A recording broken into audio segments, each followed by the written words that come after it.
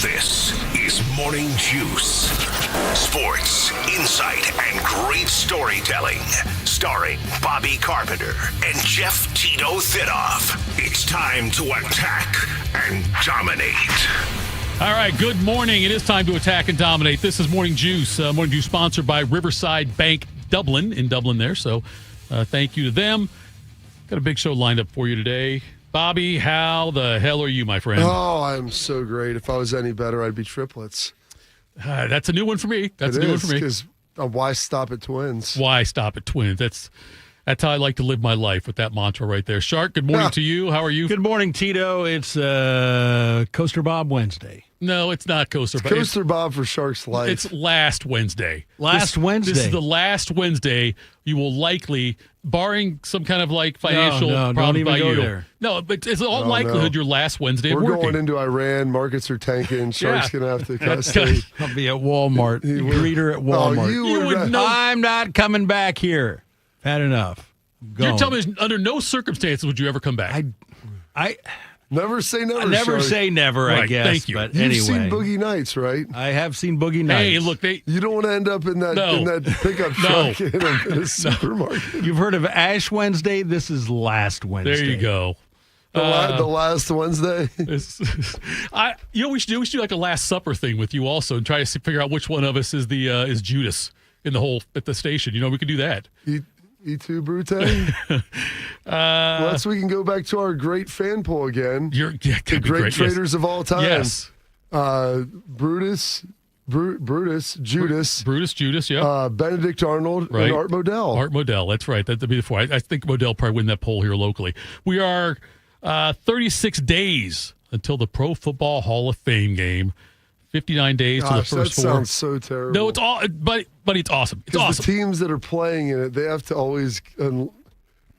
People act like it's just, and it is cool to be able to do. It's a standalone preseason game, and so that's fun for everybody. But my dad played in it one year. The year that we were going to play in Dallas, that was when I got traded.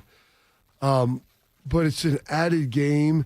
You lose a week of your summer. Right. You get paid like another $1,100. Right. I try to tell people, like, during training camp, you get paid by the week, and you get paid like I don't know how much it is, but relative to your salary, it's not moving the needle. And so to have to give up, like, Shark, imagine giving up a week of your summer to go do that. And then they're like, yeah, you're playing in this game. Like, none of them really matter anyway. It's like, why did I have to leave vacation and do all this a week early? It's just, And then, now no starters play. Starters don't play hardly in any preseason game. They used to play in that game. You could see like a starter out there for the first half sometimes, and back in they Sharks don't even Day. dress them now.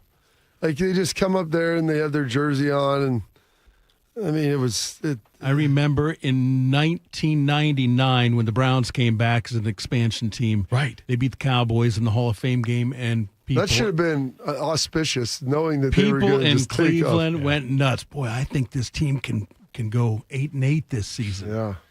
After watching that game, yeah.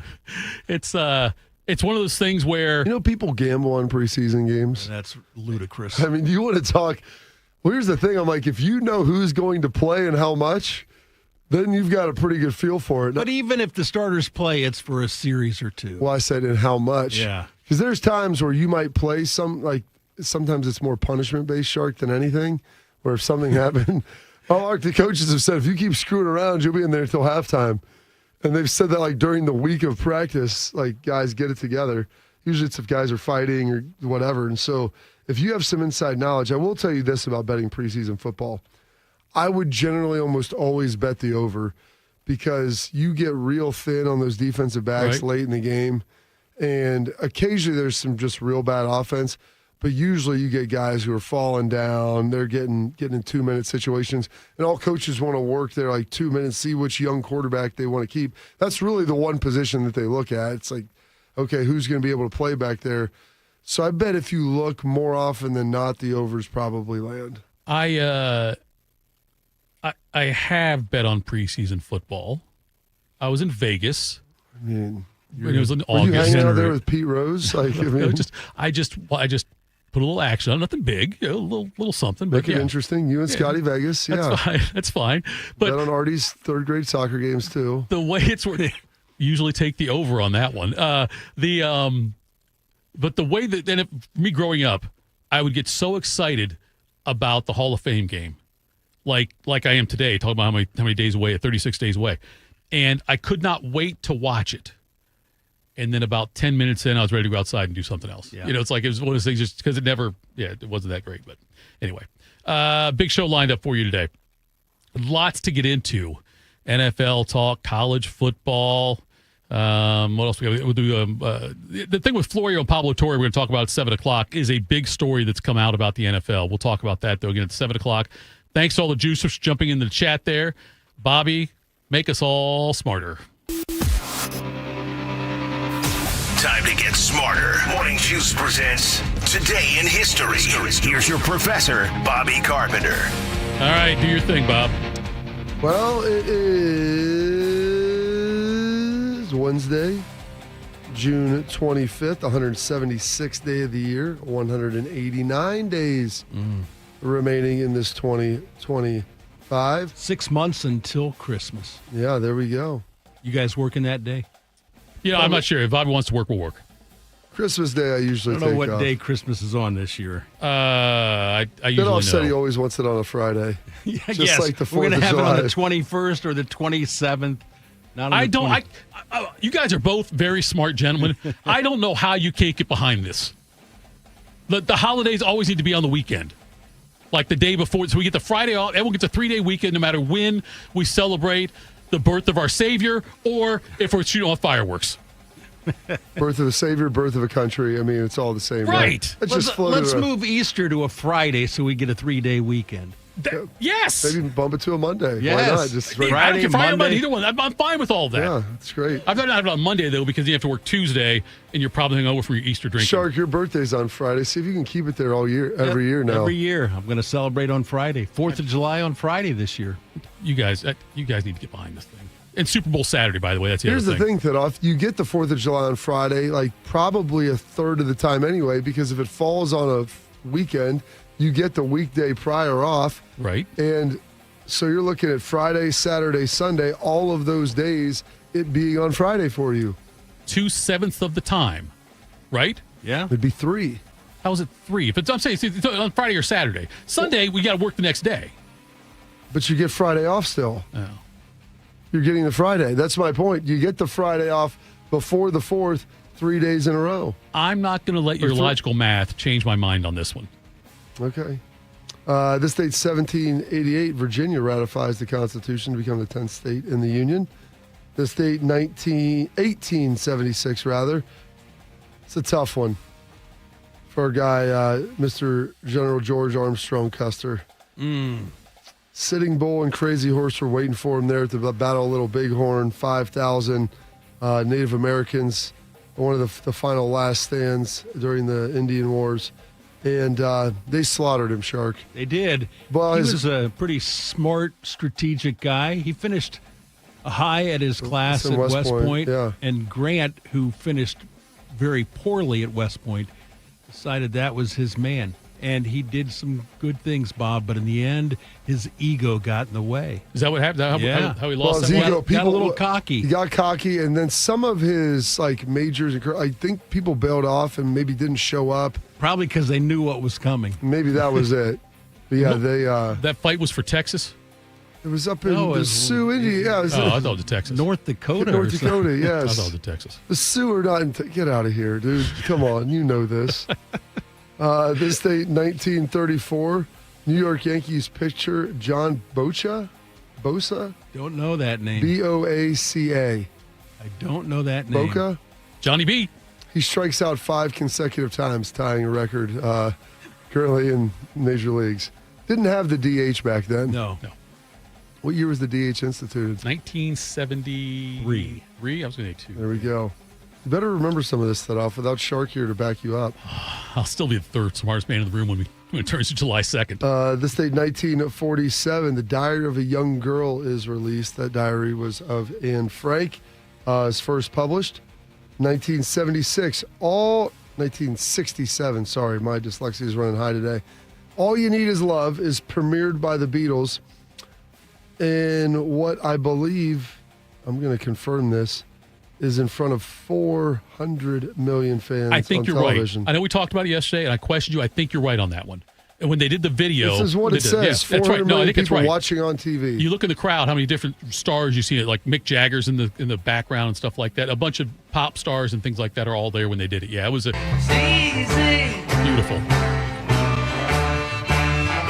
All you need is love. All right. Da-da-da-da. That's a great banger, man. Shark, love is all you need. Mm-hmm. This date, 1968. 1 year later, Shark informed me this guy used to just be a chain smoker ripping heaters. But in his first game as a San Francisco Giant, Bobby Bonds rakes a grand slam. In his first major league game, third at bat, Bobby Bonds hits a grand slam home run off Dodgers righty John Purden in a Giants 9-0 victory at the Stick. Bonds hit 332 home runs in a career that spanned parts of 3 decades.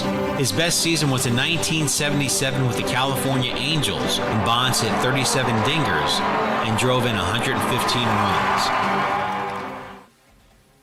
That's pretty impressive. I remember I told Shark that. He's like, in the first game? I'm like, yeah, his first game. I mean, it took Willie Mays 11 games, I want to say, and to get a hit, right? Something like yeah, that. I think it went over 20 or something like that to start things off. And then, yeah, he begged to go back down to the minors. Giants, Yankees, Angels, White Sox, Rangers, Indians, Cardinals, Cubs. Played for half the league back then. Yes, he did. He's the Jim Jackson of Major League Baseball. Why did he bounce so much? Because he was such a nice guy, like his son? He wasn't really a nice guy. I think that he... Couldn't be a bigger jerk than Barry. Could be a bigger jerk than Dave Kingman. Dave Kingman How about one time... Andy, how about Andy Van Slyke? Oh, yeah. Kingman played for all 4 divisions in one season, 77. Season. Yeah, he played for the Yankees, the Angels, the maybe Cubs or Mets, and I think Giants was the other one for him too, yeah.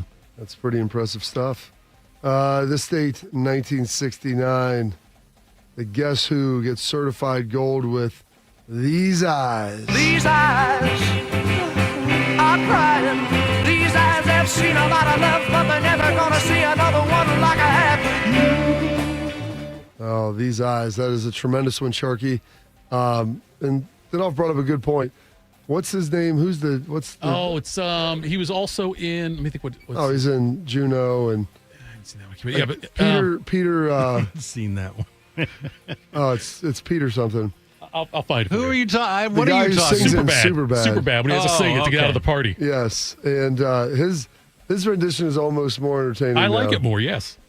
This date, 1984. Purple Rain is released by Prince, his highest-selling album of his career. Such a shame our friendship had to purple rain, purple rain. And then he visited the Queen a few years ago. You know He what? did. It's Michael Cera. Michael Cera, not That's Peter. the name. You were thinking of Peter Cetera's, who you were thinking of. Which Michael Cera sounds very similar to him. The Prince. He got Juno pregnant. Did he? I don't know. I mean, I have He seen was Juno. also in, wasn't he in Blades of Glory with yes. Farrell? Yeah. And the dude from Napoleon Dynamite, right? Yeah. Was he in Blades of Glory? Yes. I don't know. Anyway, Tantalizing this crowd like a stack of Euro porn. I couldn't quote it for you, but I had a point here. Purple Rain, Yes. greatest halftime show, Prince's, right? In the rain. In the rain. In Miami. Do you think that was staged like Schlegel's hit on that guy coming onto the field? Stop it. You're a conspiracy theorist. Is Doves Cry on Purple Rain, Shark? Did we establish that? It is. I think it Good is, job. yeah. There you go, Thetoff. Yeah, because it was from the movie. You see, you watch the video, you see him. Absolutely. Hypes on that motorcycle. Yeah, the motorcycle there with classic scene. Apollonia. Classic scene. This day, 1988, Cal Ripken plays his 1,000th consecutive game en route to be taking over the Iron Horse. But did he ever play a game with ALS? That's the question. Good question. I mean, listen, Lou Gehrig probably has the record because I don't know if anyone else was able to do that. Told me he died a year later almost? No, his last game was in 39. He died in 41. Yeah. 2 years. I mean, unbelievable. And then this date, 1997, big news in Columbus, honestly, 25 years after the construction of Nationwide Arena, which now needs a facelift at the tune of $400 million. But the NHL announced its expansion for 4 teams. Nashville in 98, Atlanta in 99, Seabus in Minnesota in 2000. For a league that just 30 years ago resided in only 6 cities, the millennium will see NHL frozen ponds and glowing pucks in 30, including the capital of country music and the home of the Buckeyes. The NHL has expanded exponentially since the original 6 doubled in 1967. The NHL will form a 6-division format divided into 2 conferences, Eastern and Western. The order for joining the league begins with Nashville in the 98-99 season. They will join the Central Division with 3 of the original 6, Chicago, Detroit, and Toronto. Phase 2 begins in 1999 when Atlanta joined the Southeast Division of the Eastern Conference. By the turn of the century, expansion will be complete with Columbus and Minnesota entering the league. Columbus, the city, not the man who disproved the world was flat, starts play in the Northeast Division. Disproved the world was flat. I like that they worked that in there. Was that Keith Overman? No, it was. Gosh. You talk about a guy mailing it in his last Man, one. Good Lord. My brain doesn't work the way it used to. Pudding time. He used to be on ESPN, then he went to the NFL Network. Rich Eisen. Rich Eisen. There you go. Way to talk yourself through it. Need an extra hour for this show. Some birthdays today. Born on this date, 1903. One of the great writers, at least in my opinion, Mr. George Orwell, had some very impactful stuff. And honestly, the man can predict the future. Yeah, 1984. Made a hell of an album. With David Lee Roth and Eddie Van Halen and George Orwell, 1984. Right? There you go. Oh, here's the joke. Exactly. Jump. That's right. Yeah, Virginia Patton, born on this date, 1925. Actress, most notably known for her small role in It's a Wonderful Life, Ruth Dakin Bailey. I was going to have you pull that. I found it unbelievable because she just passed away. She was 97 years old. One of the last remaining adults from that movie to still be alive. The founder of the Smurfs, the creator, an Austrian fellow by the name of Peyo. Just one name. One name? Yeah. Did you find anything on him? I sure did. The Smurfs were created by Belgian cartoonist Peyo way back in 1958, whose real name was Pierre Colliford, and the Smurfs actually stemmed from a comic strip called Johann and Peewit, which started in 1947, and that story was set in the Middle Ages in an unnamed European kingdom. A year before the Smurfs were created, the word Smurf appeared during a lunch between Peyo and André Franquin on holiday, and a year later, when these characters appeared in Johann and Peewit, he had the idea of calling them the Smurfs. They're blue.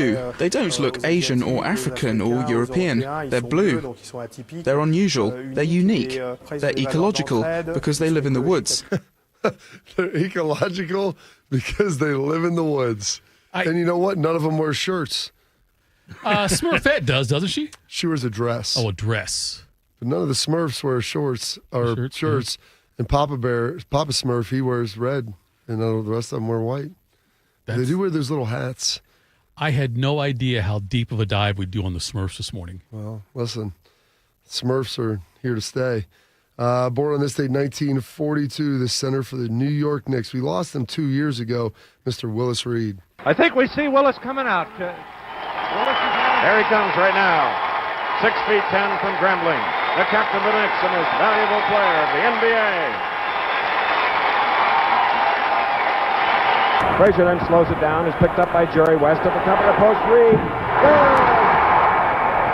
Willis Reed scores the first bucket here tonight. And Reed now is outside. There's his second shot. He is 2 for 2. Willis Reed. Do you know how many minutes he played in that game? Oh, about 5. He only scored the first bucket. And first 2, scored 4, and then limped off, and he was named series MVP. I think he played 27 minutes that game. He did not. Look it up, Shark. No, he played and then did not go back in. Okay. At least you look it up. I'll look it up. This is you look it up. Game 7. What year? 1970. And the Knicks have only won 2 titles or 1? Is that the only one? They won 73. Yeah, 1970, May 8th, 1970. You think they have all that in there? I've got the box score right here. Willis Reed played 27 minutes. Okay. 4 points, 3 rebounds, 1 assist. That's amazing, Tito. You're the smartest man I know. Honestly, you just stumped the shark. I looked it up yesterday because I can't remember why I looked it up. I looked it up for a reason.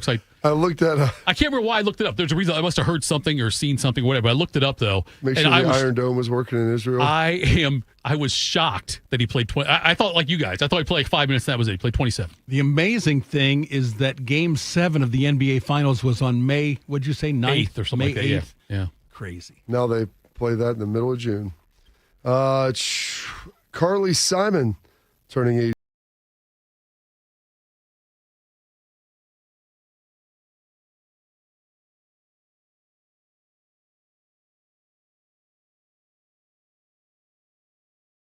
He knows it. Well, it's one of 3 people. It's Yes. either Mick Jagger or James Taylor or Warren Beatty. I think I heard Warren Beatty. She won't reveal it until after she dies. How is she? That'll be a trick. Does she have it like in a? She sold it to somebody. Oh, really? And he's not allowed to reveal it until after her death. Well, was Warren Beatty still alive? Warren Beatty He's is, yes. still- Yeah, he's So still all alive. 3 of those guys All are three still alive. Yeah. Well, if all 3 of them died before her, Then she should reveal it, yeah. she should be able to reveal it. Right. I would think. Got some clause in that thing. Oh, fair enough. Dikembe Mutombo, born on this date, 1966. Unfortunately, he has passed away as well. And then George Michael, my father figure, born on this date, 1963. Well, I guess it would be nice if I could touch your body. I know not everybody has got a body like you. Why didn't you tell me, father figure? I would have put that on It's there, all right. huh? Faith is a good one, too. That's good. I enjoy it. I mean, wake me up before you go. I mean, That's a great video, too. Oh, yeah. Andrew Ridgely. Unfortunately, couldn't bring him along for the party. Nope. Some passings today. General George Custer, as I mentioned, in 1876. Jacques Cousteau in 1997. Farrah Fawcett in 2009. I'm John McQuilkin. As unofficial spokesperson of Hollywood, it is with great sadness today that I report that we lost 2 legends. Michael Jackson and Farrah Fawcett both died today. Farrah Fawcett was diagnosed with rectal cancer back in 2006, which then spread to her liver. She fought a very brave fight, but she died this morning at Cedars-Sinai Medical Center. And then the most shocking news of all, Michael Jackson died today at 12:30 p.m. Paramedics were called to his house. He was in cardiac arrest. They could not revive him. They brought him to UCLA Medical Center, where he was pronounced dead. When I was 6 years old for my birthday, my parents got me 2 posters. One was the King Kong movie poster from when that was released back then, and the other one was the Farrah Fawcett bathing suit one. At the age of 6. That's why I'm screwed up, Shark. I had that poster as well. I had Cheryl Tiegs on my wall. I had Suzanne Summers, who I didn't really think was the sex symbol that Farrah was. No. But and then I had Mark Spitz with the 7 gold medals around his neck. Did you have any posters hanging in your carpeted van? No, I didn't have a carpeted van. I thought you said you had one. I later had a minivan when I started having kids. That's good. Some holidays and observances today. It is Color TV Day. It's Day of the Seafarer Day for Mr. Jacques Cousteau. Global Beatles Day as well. Mitch Lane Day. National Catfish Day. Strawberry Parfait Day. Virginia Statehood Day as well. And those historical events, your birthdays, your passings, your holidays, observances for this date. Wednesday, June 25th, 176th day of the year. 189 days remaining in the last Wednesday for Mark the Shark. Do you guys think that Manti Te'o celebrates National Catfish Day? That might be one of the funnier things you've said that off. I got a lot of witty comments there, Bob. You got to keep up. Coming up next, a couple of recent statements made by superstars. Which one do we believe the least? That's next. Morning Juice. Teachers are dynamic leaders, shaping a new generation. They bring a variety of perspectives from diverse backgrounds, innovating how they teach to prepare students for our fast-changing world. Achieving this takes skill and expertise. They're tireless explorers, creatively discovering a universe of solutions. telling stories, experimenting, inspiring, mentoring, connecting cultures, and connecting with each other. Leading by example. Experience the unique joy of helping students thrive. Teaching is a journey that shapes lives. Are you ready to begin? Explore teaching at teach.org, a campaign supported by the U.S. Department of Education, Teach.org, and 1 million teachers of color. Once there was a man who couldn't stand. A mom who couldn't wait. A scientific community that said it couldn't be done. And then you. And then I. And then we brought neuromuscular disease into screaming color with the Muscular Dystrophy Association. For 75 years, our voices have thundered through the halls of Congress. We've willed the impossible into existence. We've pushed the science, raised the funds, shifted the narrative, and transformed the reality of life with neuromuscular diseases. For 75 years, we've built communities together, established the field of neuromuscular medicine, and made it thrive.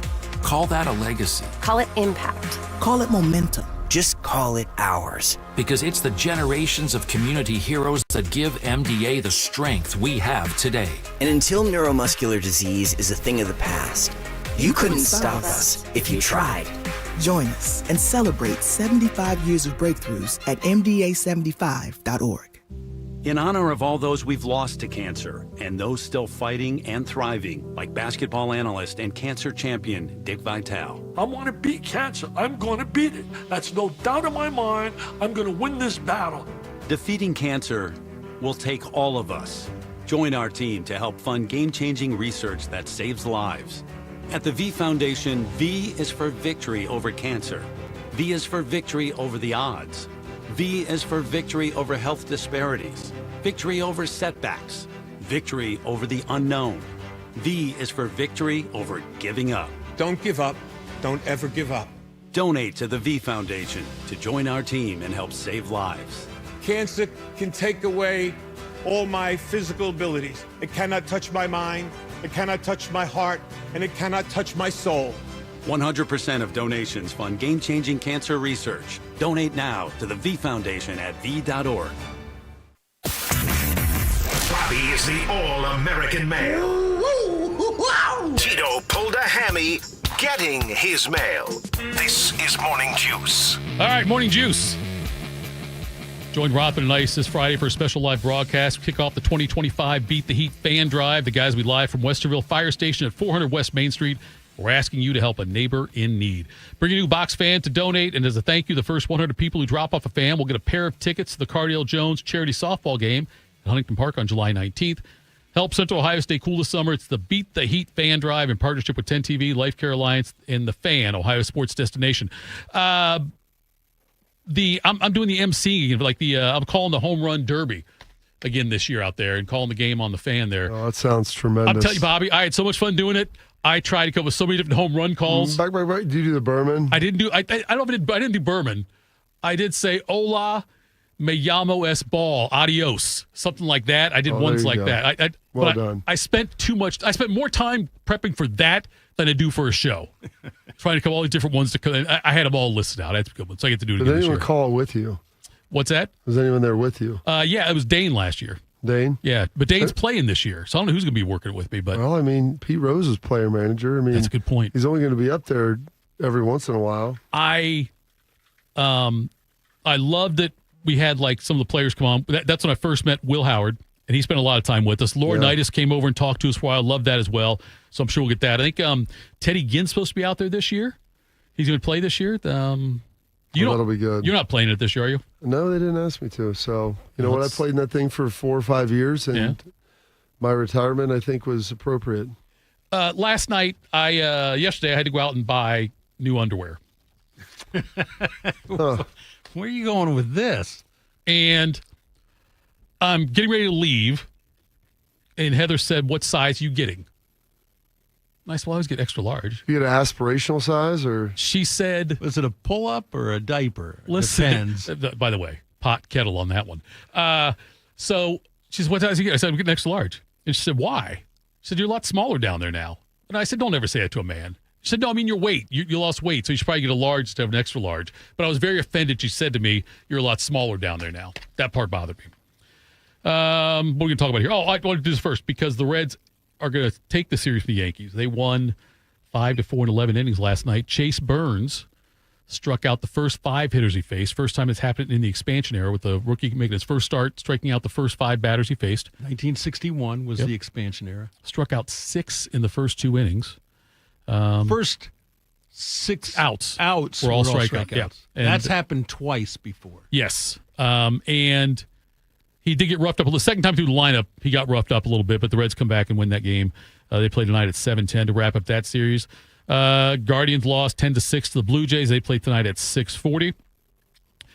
What else do I get? Oh, I do this, Bobby. Aaron Rodgers was on McAfee, and he said he's pretty sure this will be his final season. Yeah. What is more likely? Or I don't know. We can go. What do you think is going to? Which one do you think will happen? Is more likely to happen? This being Rodgers' last season, or LeBron not playing in the 2028 Olympics in Los Angeles? They both made these statements. LeBron said that. I think it's more likely that Aaron Rodgers doesn't play after this year. Really? Yeah. Do you think if he has a great year, if the Steelers have a great season, does that make it more or less likely he comes back? I would say more. Think so? Yeah, I would say more that he'll probably want to come back if things are trending in the right direction, and you feel like there's a viable shot and pathway for you to be able to go win. Right. Because at this point, like if you're in their career, I've said this a million times, like you get paid a lot to play football, but football is probably, there might be a degree to it in hockey, but you cannot mail it in football. Like guys do, and it is blatantly obvious when they joked like they were tired and didn't tell anybody. Right. Because it's too hard of a game. Like to be able to prepare all season long, to be able to work at, to be able to grind at. Like if you're not all in on it, it's going to be obvious. And you can't go through it with half your heart in it. It's just too hard. So I think if they have and when you're losing, it's really tough. And so I think if they're winning, that gives you a little more juice. And so that might help kind of push some things forward. So if they're winning, I think that there would be that excitement level from him to continue to keep playing. I have sold myself on Rodgers for this year. Like, well, what was your other option? No, I'm saying I sold myself it's going to be a good year for Rodgers. I'm saying that's my point. You better, because that's the only option you got. I looked at the stats for the last 10 games last year. They were good. 18 touchdowns, 4 interceptions. I told people, he can still play. He just needs protected. Yes, and I think the Steelers' offensive line will be healthy this year. So I am now buying into that one. Are you? You hear the phrase, someone wanting to go out on top, as opposed to fading poorly and then leaving. I used to be a guy who's like, go ahead, leave on really good terms, like leave after Elway after winning 2 Super Bowls or whatever. Don't leave like Willie Mays out there stumbling around in the outfield with the Mets. Where would you put Peyton Manning's retirement in? You did it the right way. Then that's how I would have felt. But I'm saying But he needed to retire. He did. No, he did. Could not have played. Elway could have played. Could have played. Yes, could have done that. But my point is, I think I've changed as I've gotten older. If I can change, you can change. We all can change. Everyone. It's a great movie. That is a terrible impersonation, though. I don't get paid to do impersonations, Bob. There are 2 guys in this.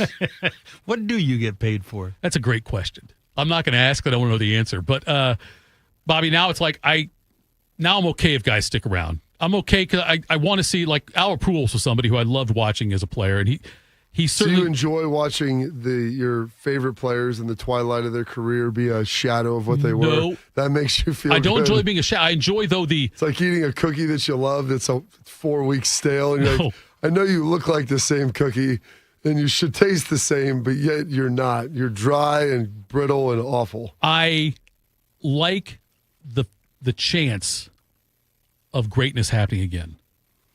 Tiger, the Masters. I think in individual sports like that, it's a little easier to see, and you can have that happen. And like in golf or in tennis, like guys putting it together. In like team stuff, and especially sports that are like you're contingent upon so many moving parts around you. It's really hard to see those guys go out the way that they want. Like Tiger Woods was it 19 when he won his last Masters? Yeah, it was iconic to watch. It was tremendous. He's out there, and I'm watching it with my son. I was like, and I remember watching his first victory at Augusta when he just lapped the field with my dad, and just sitting there thinking, like, well, this guy's going to win 1,000 majors.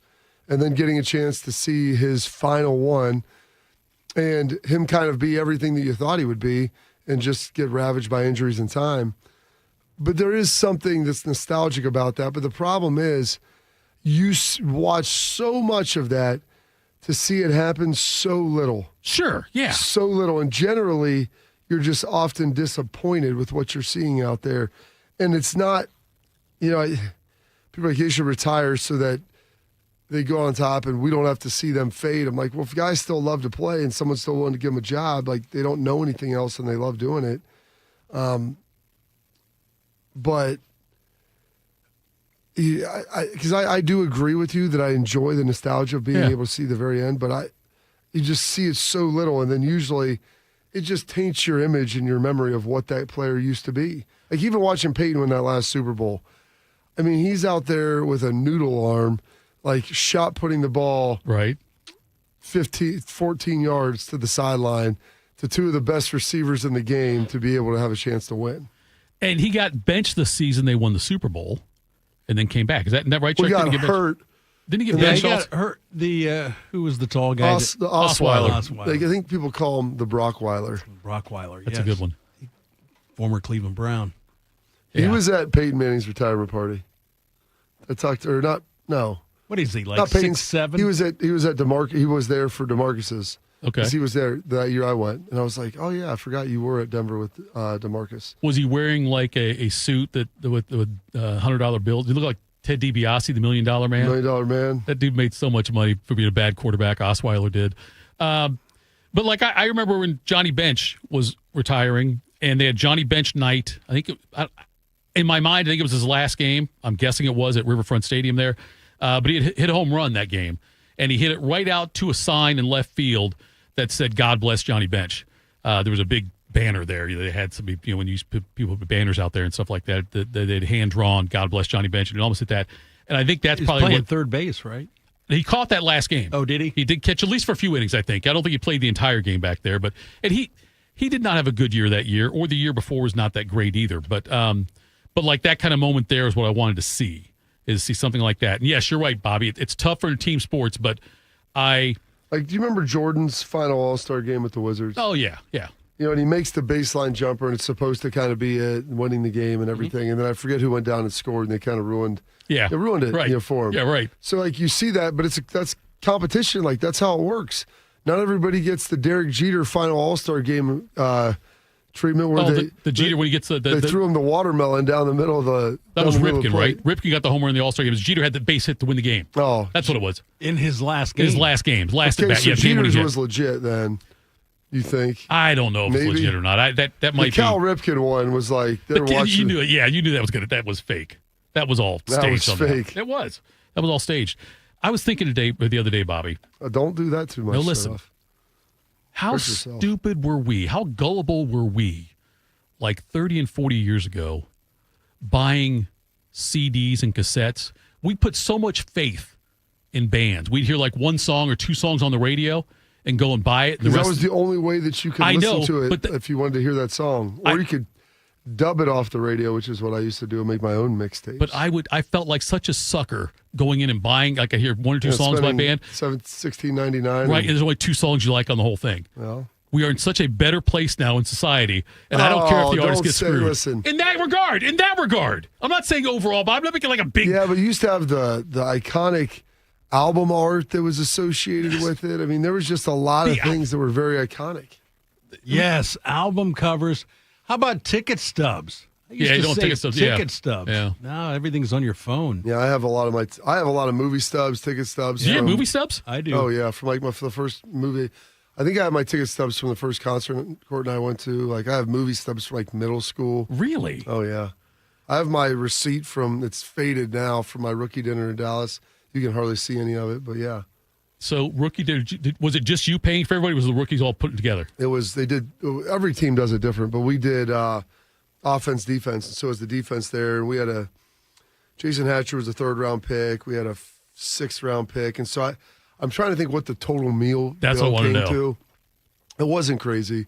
It was like $10,000 or $11,000, and we had a pretty good rookie class, and so the vets kicked in like. Some guys like threw in $500-600. Right. So I want to say we got like another $2,000. We ended up paying about 10. I think I ate about 6 of it, and then like our 3rd-round pick kicked in like $1,500, and then our 5th-round pick threw like $1,000. We had a couple free agents that made the team that put like $500. So it wasn't bad, but it wasn't bad because we had a good group of vets, and the rookies were all good guys that people liked that did what they were supposed to do. And that was my parting message to all of the guys here as they've been back working out. I go, be a good rookie and they'll take care of you. If you want to be a jerk and fight the system, not carry pads, not do the things that they tell you to do, well, then they're going to kill you. And they're probably not going to help you like on the field or in the locker room, like in the meeting room as well.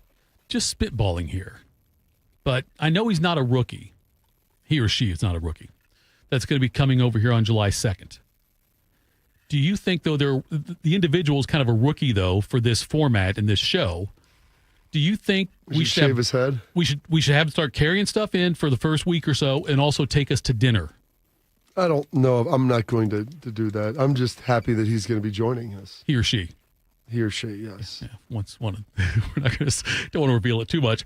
I think that'd be a good idea, though. I think there should be some hazing. I think there should be some rookie dues being paid. That's just me, though. So here's the thing: if you do a good job, then there is no hazing that usually happens. It's a little bit early on, and then it's over with because you're a vital member of the team at that point.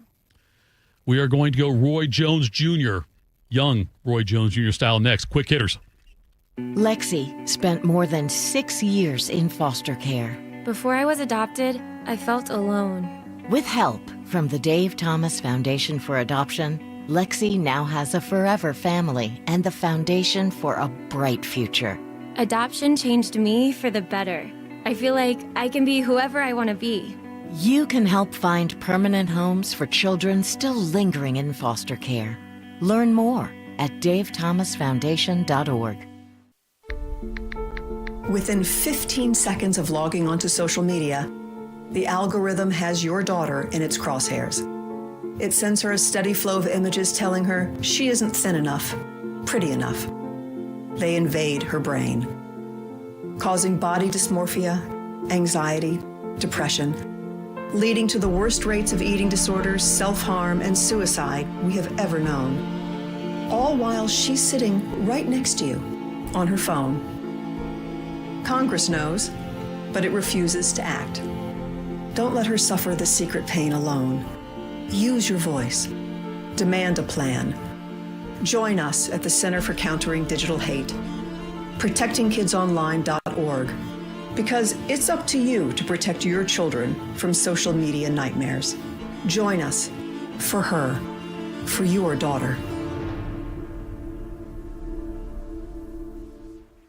It's been a real journey since 2014. When I first had my injury, I realized that my home was just not working for me and that it was time to ask for help. Homes for Our Troops is really giving me my life back. The shower allows me to go in and turn around with my chair, pull down storage racks, automated door systems, hours of my morning given back to me.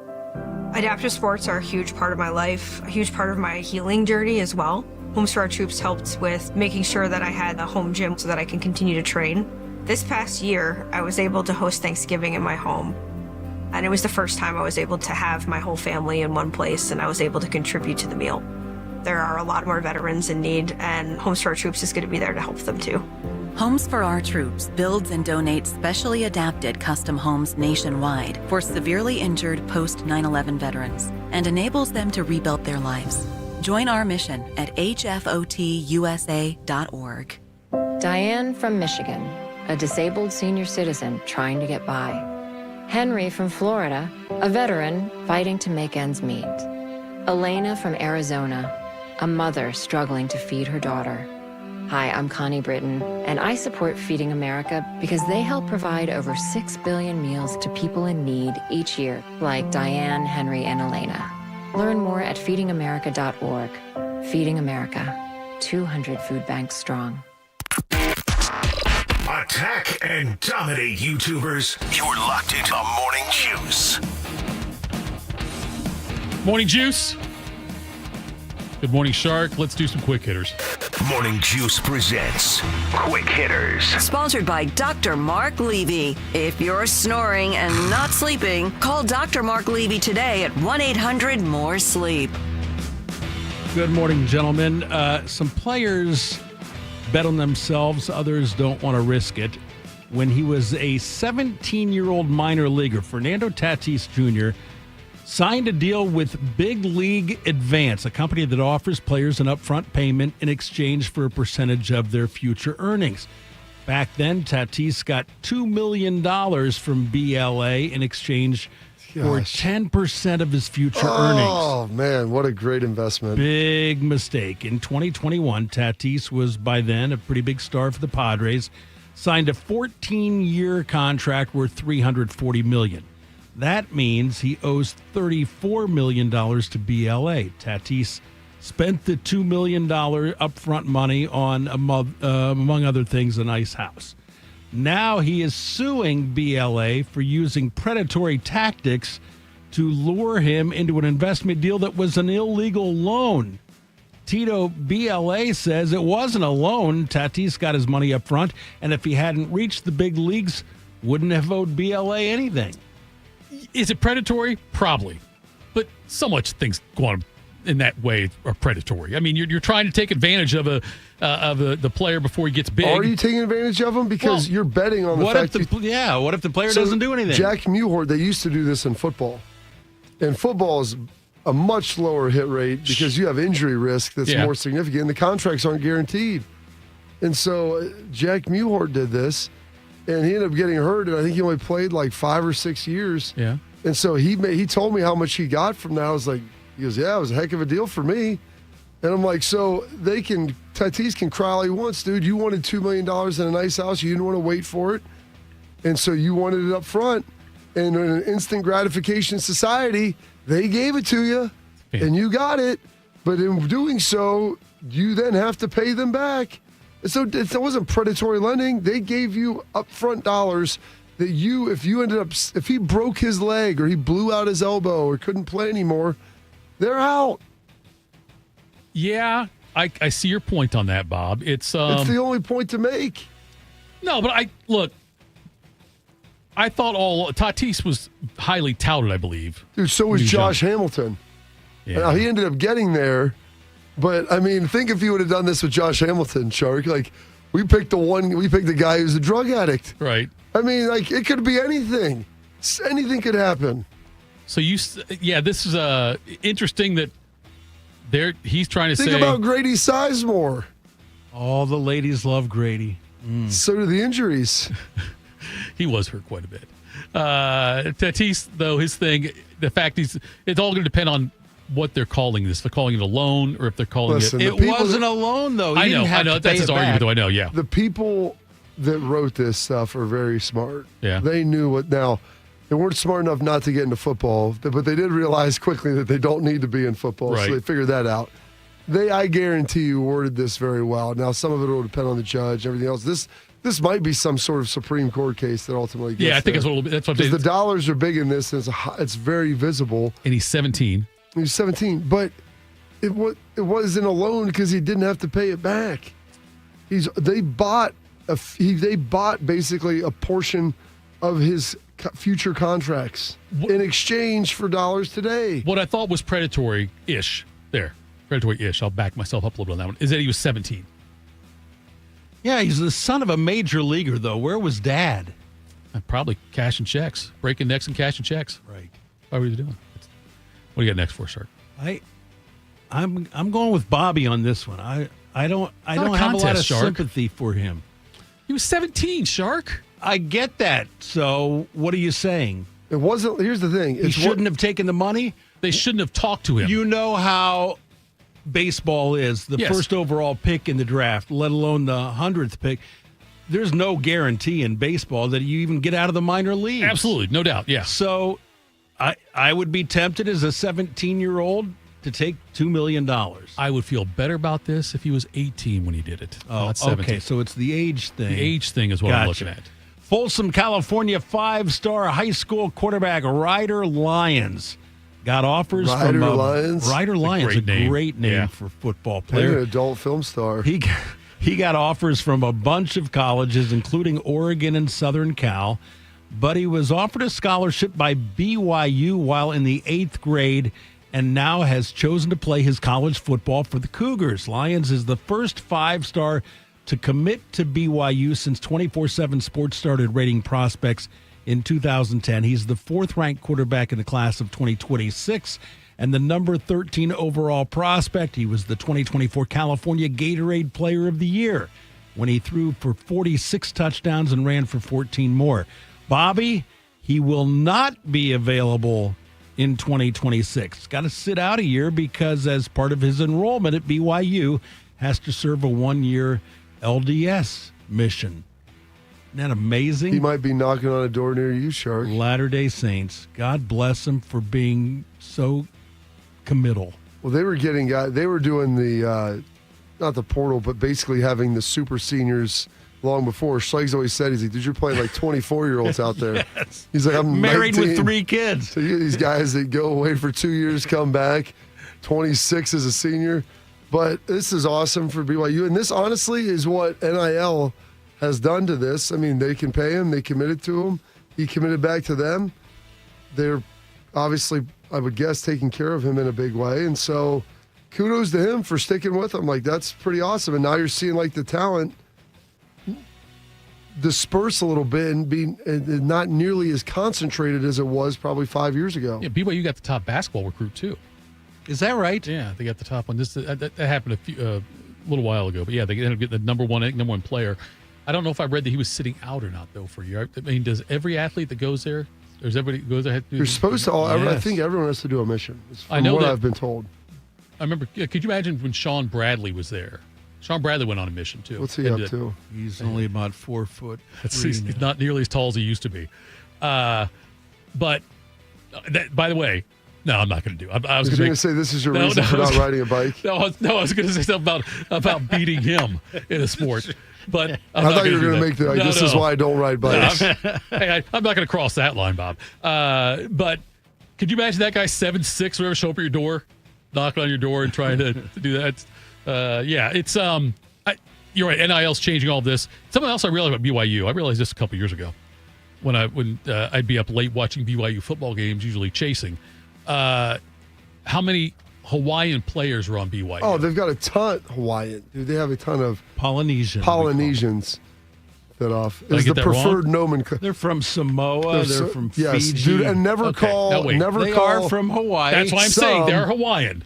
Some, but don't ever call a Samoan Hawaiian. Okay, listen though. No, they're from Hawaii though, Bobby. They're from Hawaii.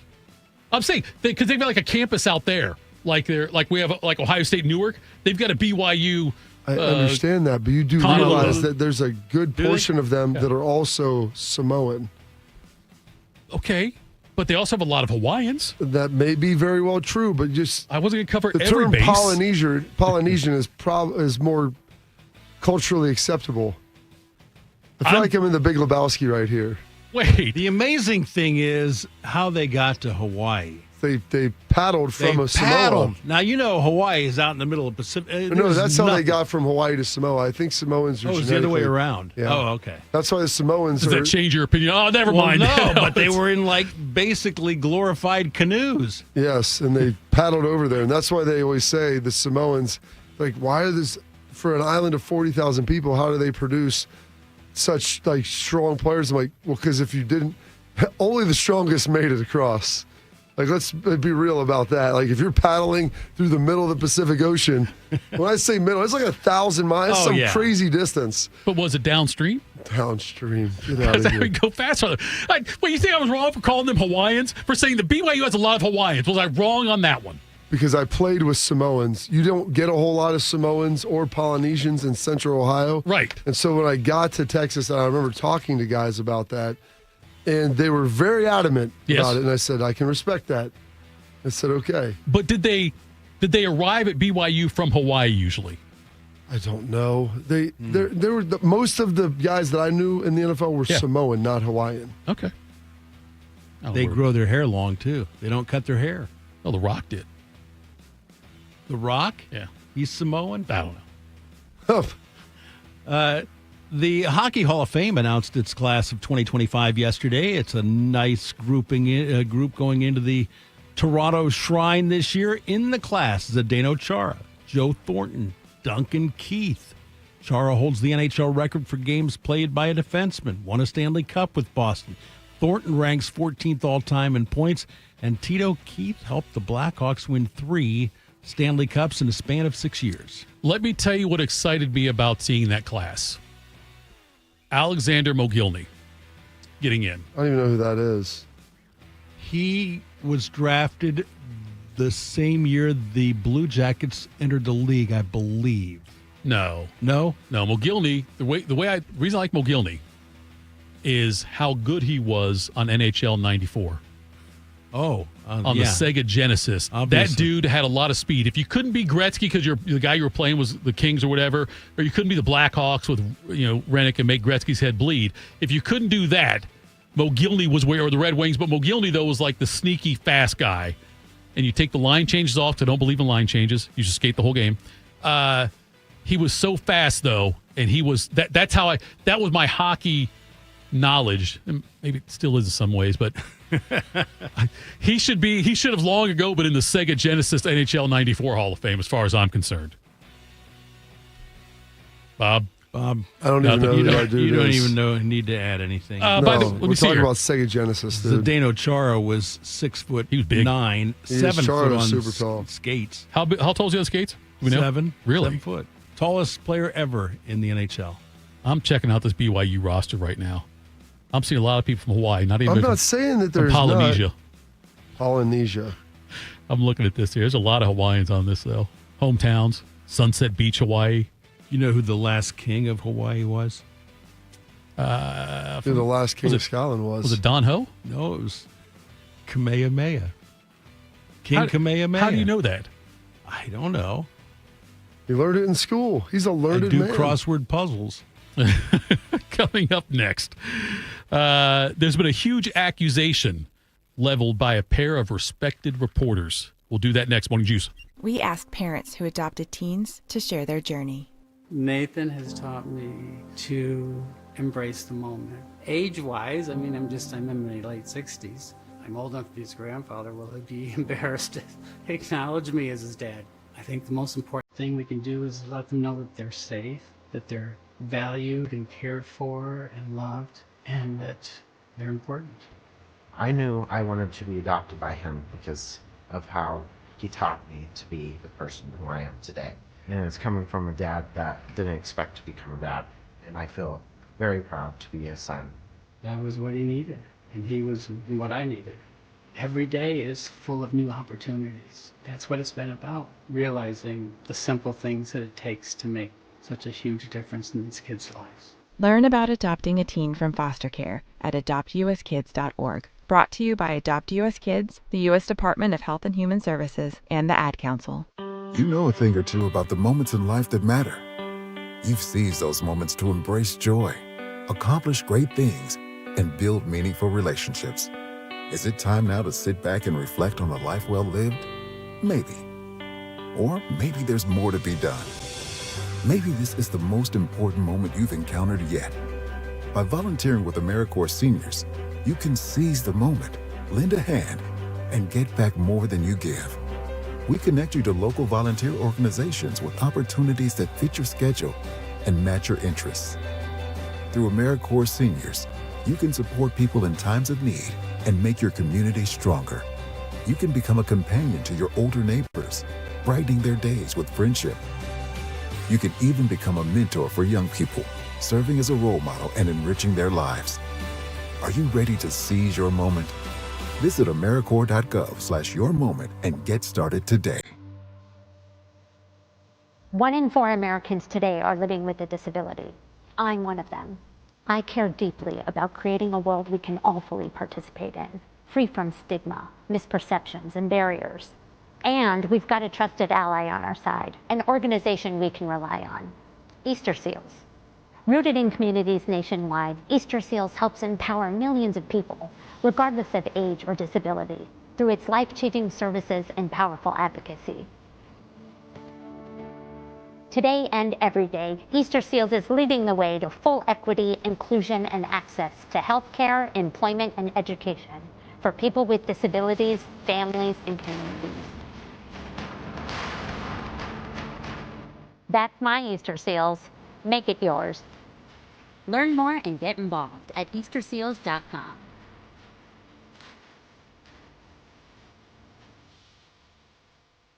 Proud to be your go-to sports addiction. WBNS, WBNS FM, HD3 Columbus. The Fan 3, Ohio sports destination. Bobby played for the Dallas Cowboys. Tito wears assless chaps. I'm dead sexy. You're locked into Morning Juice. I don't want to fight on the air today, Bobby. All right? So I'm just going to do the read, and then we'll move on to the next subject, because this got ugly yesterday. It got contentious. We had to call in a person from outside the radio station to help us out with this. Join us Friday night for the Blue Jackets draft special on The Fan. Bob McGillicuddy and Dylan Tyre will be live from Nationwide Arena as the Jackets look to add some exciting new talent to the lineup. It all starts Friday at 6. The Blue Jackets draft special, sponsored by Ohio Health, only on The Fan, Ohio sports destination. It's possible I profiled because I thought The Rock was from Hawaii because he was in Moana. He voiced a character in Moana. That's probably why I thought he was. Did you think that Yul Brynner was actually Egyptian too? Until just this moment, yes. I mean, also, did you realize that they would? Like, they used to have like white people play all these. I understand. Yes, ethnic minority parts in movies back in the day. They did. And also, we forgot to mention Jimmy Superfly Snuka, another one that probably, what do you think? Hawaiian, Samoan, Polynesian, Chicagoan. What do you think Superfly Snuka was? I don't even know who that is. You know who he is, don't you? No. The wrestler? Oh, God, what is wrong with you guys? Don't ever say I don't watch movies or the good things. I'm telling you right now, Superfly, he was on Piper's Pit with Roddy Piper. You know who Roddy Piper is, right? Roddy Piper. Yes, on his talk show he had during the wrestling. And he one time was mocking Superfly and busted a coconut on his head. And that was like a famous moment in wrestling. I don't know why I'm talking to you guys. That's a podcast, I guess. Do you think the coconut was already cracked? Most stuff that happens in wrestling is real, so probably not. I bet it was probably hard. The coconut broke on his head, just like the tables break on their back. And people are like, oh, they saw him. I'm like, okay, you want me to sit there and hit you with a table that's been sawed a little bit? But after watching that, I was like, man, that stuff, that hurts. I don't know how I can focus now after you guys not knowing who Superfly Snuka was. I know Snooki. See, I'm watching real sports, and you're watching Jersey Shore. I didn't say I watched her. I just said I know who that is. Mike Florio and Pablo Torre came out. Actually, Pablo Torre was the first with it, but he and Florio, they were having, I saw it's an awful announcing, kind of a friendly competition who could get the story first. And this was on Florio's ProFootballTalk.com. is where it was where they talked about this. But apparently, Bobby, there's evidence that the NFL Management Council, Roger Goodell, and the owners colluded on paying out less guaranteed money, after the Deshaun Watson thing. Now, the NFL, I'm sure you know this, Management Council is a nonprofit that represents the negotiations for the NFL with the collective bargaining agreement with the NFL Players Association. And the article is stating that Goodell talked to the Management Council and they colluded on this, and they got in front of the arbitrator and had some kind of, they had a way of convincing the arbitrator to rule in their favor on this. But how damning would this be if I know what happened in Baseball Shark, in 87? with it was when Uberoth was commissioner. Yes. 85 maybe. Peter Uberoth. Yes. Uberoth? Yeah. When a bunch of free agents weren't getting offers. Was it when Giamatti was there, though? Not during that 6 month. Before that. Yeah, it was before that. That's the only one I know other than Bud Selig. Now that you told me that was Paul Giamatti's dad. Uberoth was the, I don't know what you call him, chairman of the 84 Olympics, Summer Olympics in L.A. He was the first one to actually, it was the first Olympics First to one to actually take a bribe? Make a profit. Oh. Because they started selling everything, the McDonald's natatorium, and he was able to generate revenue. According to so teams started offering less money guarantees after the Deshaun Watson debacle. As a matter of fact, it says here that he ruined it for everybody is what really happened. NFLPA President J.C. Tretter, and this is on Awful Announcing, repeatedly insulted Russell Wilson for getting the extension he got with the Broncos later. Didn't have as much guaranteed money as Tretter thought Wilson should be getting, and even according to this, referred to Wilson as a wuss over his failure to secure a fully guaranteed contract from the Broncos. So, if this actually happened, Bobby, if the owners colluded to not give as much in guarantees, if that is proven beyond a reasonable doubt, how damning is that for the league? Here's the thing, and this is what was ironic with the internet when I saw this yesterday, because Florio was pointing out like the stories on ESPN. It's like not even a mention of it. I'm like, I don't even know what he was talking about. Most people probably don't care about this a lot. Because it doesn't affect us. Because it doesn't impact their life. If you're a fan, you're thinking, how does this impact me? So that's how I always try to look at this. As a player, yeah, I mean, and it might a little bit as a fan. Because like, hey, if guys are getting guaranteed contracts, does that change the way people structure stuff? Does it change the way the league is going to run? How long guys are going to be on my team or whatever it's going to be. But to the average person, it doesn't really matter. And so when I look at that, I'm like, okay, I get it. I find it to be important. I think it's pertinent information.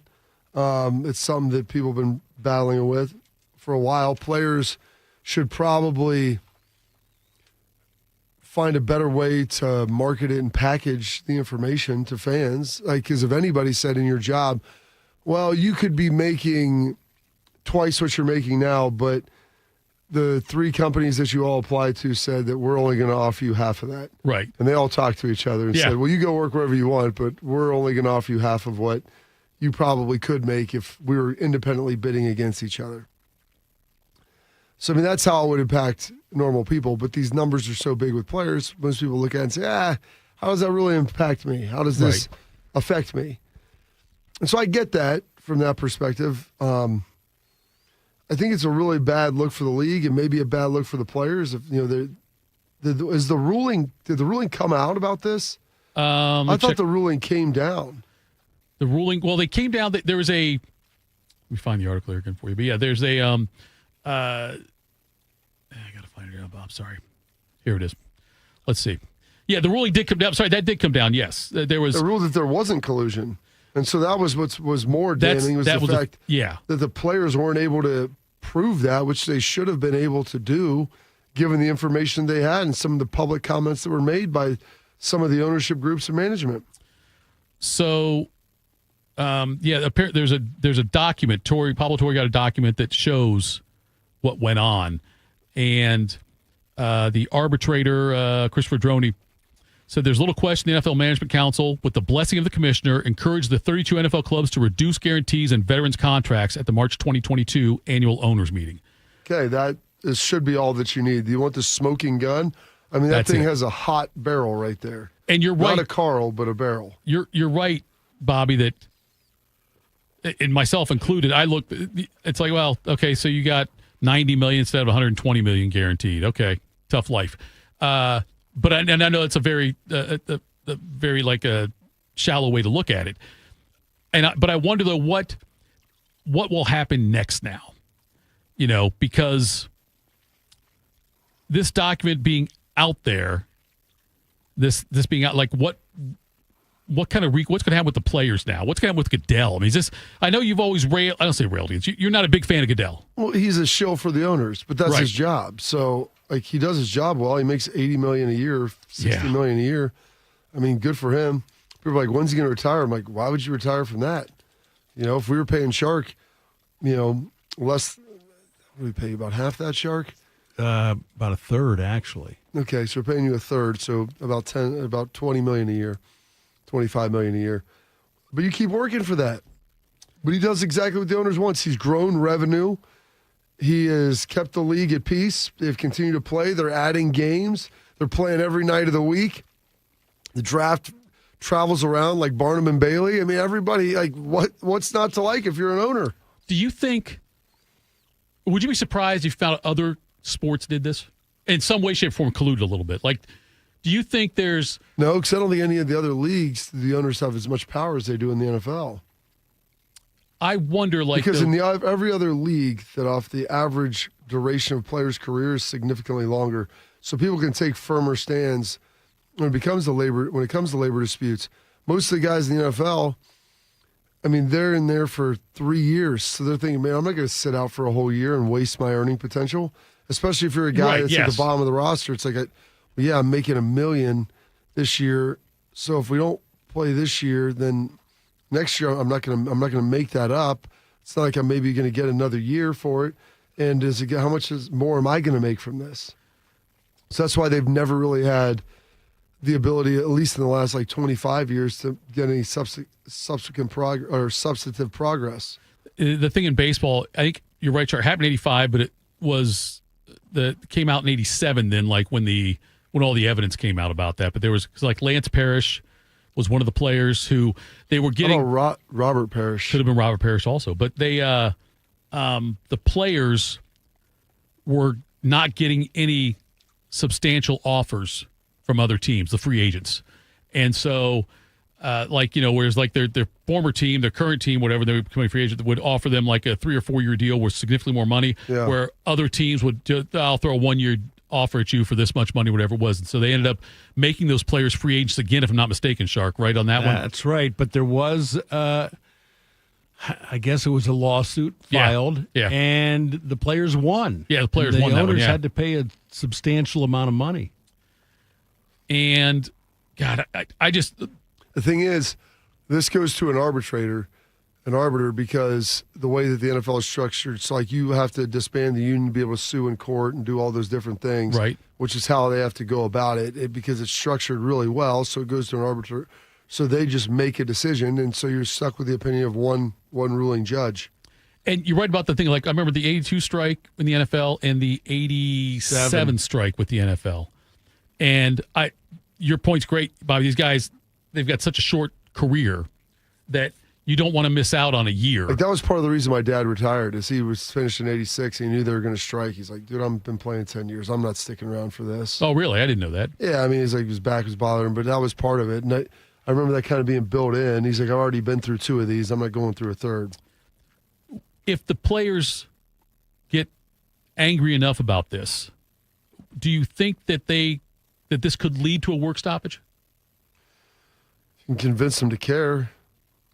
I mean, see, I feel like if they don't, Bobby, if they don't flex their muscles with this knowledge and things like that, if they don't do something about it. I have not heard overwhelming anger with regard to this, even though there should be. Because here's the reality of it, too, is you're talking about this with all these quarterback deals, like that impacts like 20 to 30 guys in the league. Right. There's 1,600 players. Yeah. So if I'm, the third wide receiver on a team or a fourth or fifth defensive back, like, what do I care about the fact that they're not? I guess the argument is like, well, you could get a fully guaranteed contract too. It would be significantly less, right. But that they have to convince those guys that it matters to them. Like, I'm not making $250 million guaranteed. Right. So, like, but we could get you $8 million guaranteed as opposed to, maybe $12 million total, but you only really see 6 or 7 of it. So that's what you have to be able to articulate to people to get them on board to be able to do things like this. And it's not easy because you have guys from all across the country from varying backgrounds at varying stages of their career that are going to have different priorities than maybe, and they're all going to have a different set of priorities. But if the players don't stand up and do something about this, and I'm not saying they have to have a work stoppage, but if they don't flex in some way on this, it makes the Players Association look even weaker. Yeah, I'm not debating that.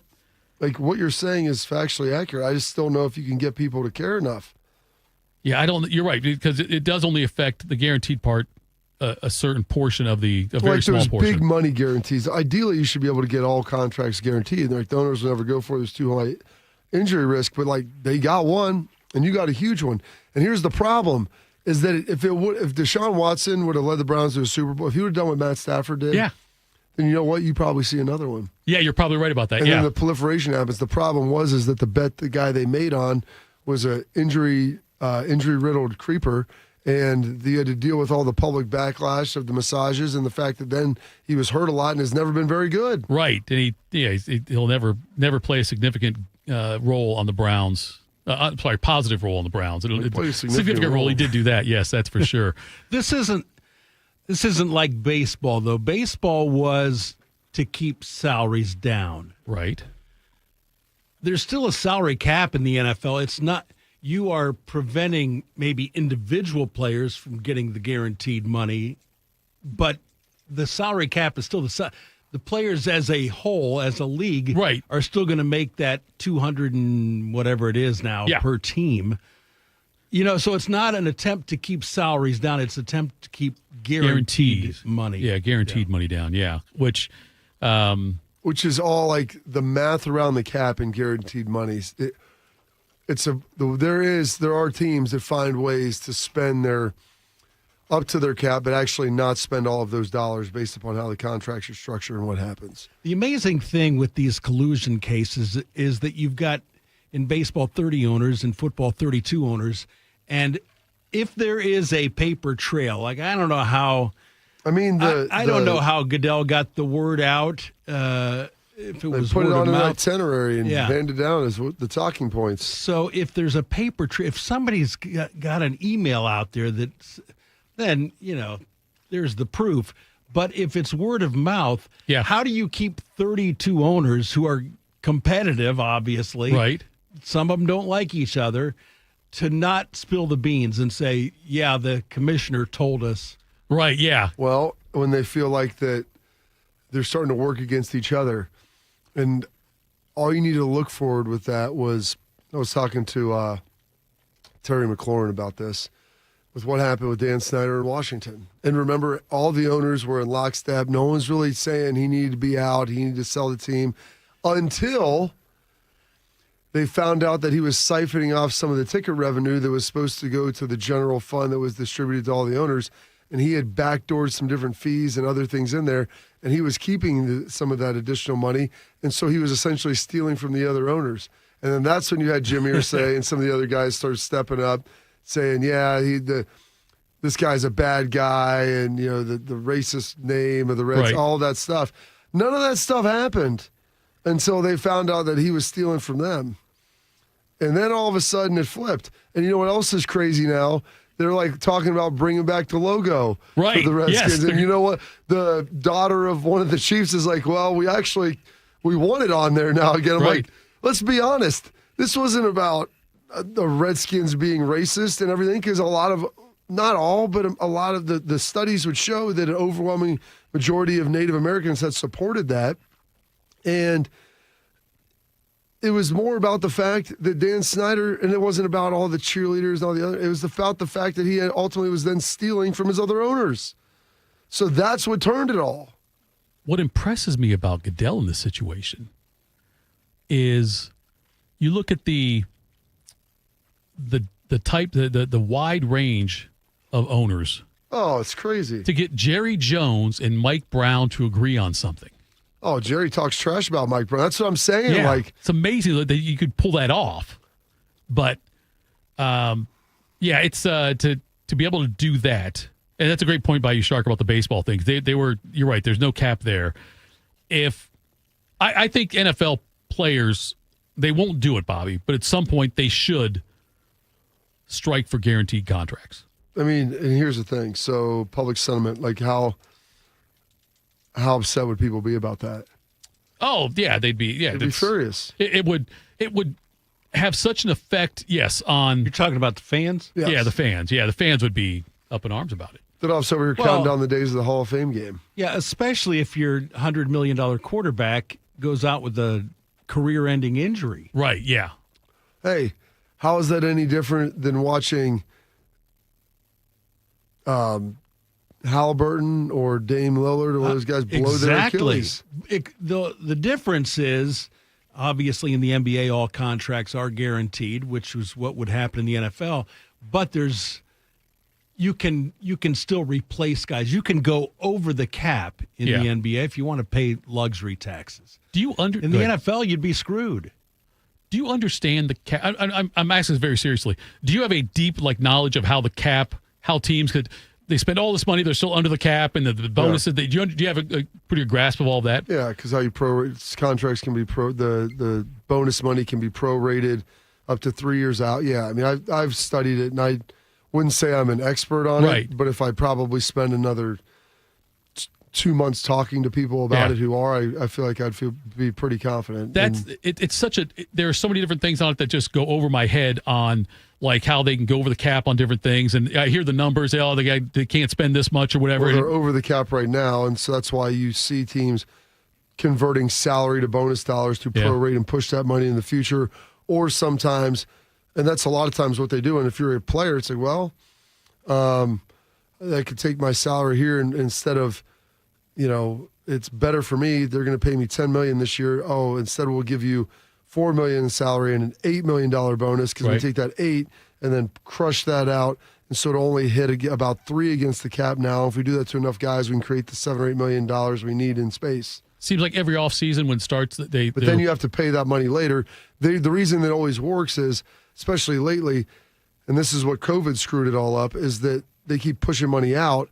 And the cap just has been rising so quickly every year, and that's why during COVID they had to finagle some things and figure it out, because some of the teams were in such bad shape because there was no inflation of the cap.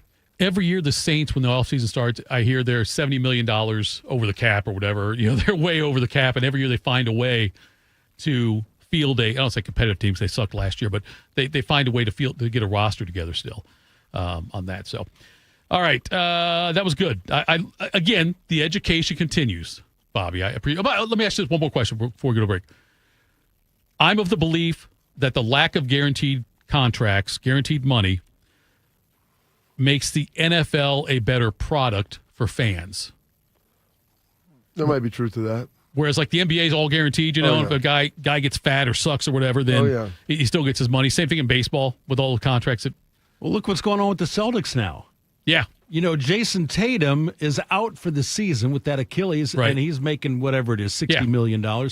So Drew Holiday gone. Yeah. Porzingis gets traded. Yeah. They've got to get under the cap. But that's because there's no point. There's no point in spending money over the cap if you're not going to win. A third of their team's salary is going to one player who's not going to play. Yeah. Yep. All right. Coming up next. CBS Sports did something where they did the floors and ceilings for Big Ten teams this year. We'll see where we agree on that next. Morning Juice. Some journeys start small, with small pause and big purpose. Look how little fly, you sweet girl. Every great partnership begins with the first step. Bella, let's go.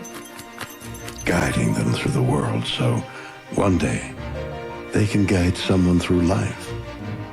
With shared experience, confidence grows, and the path becomes clear. It takes time, patience, and love. But the reward lasts a lifetime. Hey, good girl, Bella. You don't just raise a puppy. You raise a future. Become a Dogs Inc. puppy raiser. Give a dog a purpose. Give someone hope. Learn more at dogsinc.org. Hey guys, 13-year NFL veteran and Super Bowl champion Jason McCourty here, and I'm the Innovation Ambassador at FAIR, Food Allergy and Research Education. I would say the most challenging thing as a parent of a kid who has a food allergy is probably the ignorance that I myself had in the beginning. I didn't know what anaphylactic shock was. I didn't know the dangers, let alone the things that she needed to be able to have a normal life. When you go to drop your kid off, and every single time in the beginning, we'd have to go through everything she was allergic to. Preparation is everything. And me, for playing football for 13 years, it was all throughout the course of the week. It's getting ready for game day. When you're on the field, you're playing for your fans. At home, you're playing for your family. My playbook: read labels, keep it allergy friendly, and have an epinephrine nasal spray as a backup plan. Because when my family's safe from food allergens, that's the real victory. Visit foodallergy.org to learn more. Around the world, Children International and friends like you are giving children in poverty a chance to grow and thrive, to be healthy, to succeed in school, and achieve great things. How do we do it? In the best way possible, by helping ensure access to healthcare, nutrition, and educational opportunities. And most importantly, by empowering youths and their families to get out of poverty and into employment through life skills, computer, and job training. The very tools they need to break the cycle of poverty and build futures full of promise. Because every child deserves a chance to realize their full and best potential. Learn more about how Children International is empowering children and families by going to children.org today. That's children.org. Tito has had 2 wives. They've both been named Heather. If you know someone named Heather, please warn her. This is Morning Juice. Pickles and beer. Pickles and beer, Shark. What are you talking about? I was sad Shark is retiring, but now I'm not. Yeah, because he's offended that I didn't know who Snuka was. You knew Snooki, but not Snuka. That's on the chat. Hop on the YouTube chat. We'd love to communicate with you. Bobby, what number did your dad weigh? I can't remember what number he wore.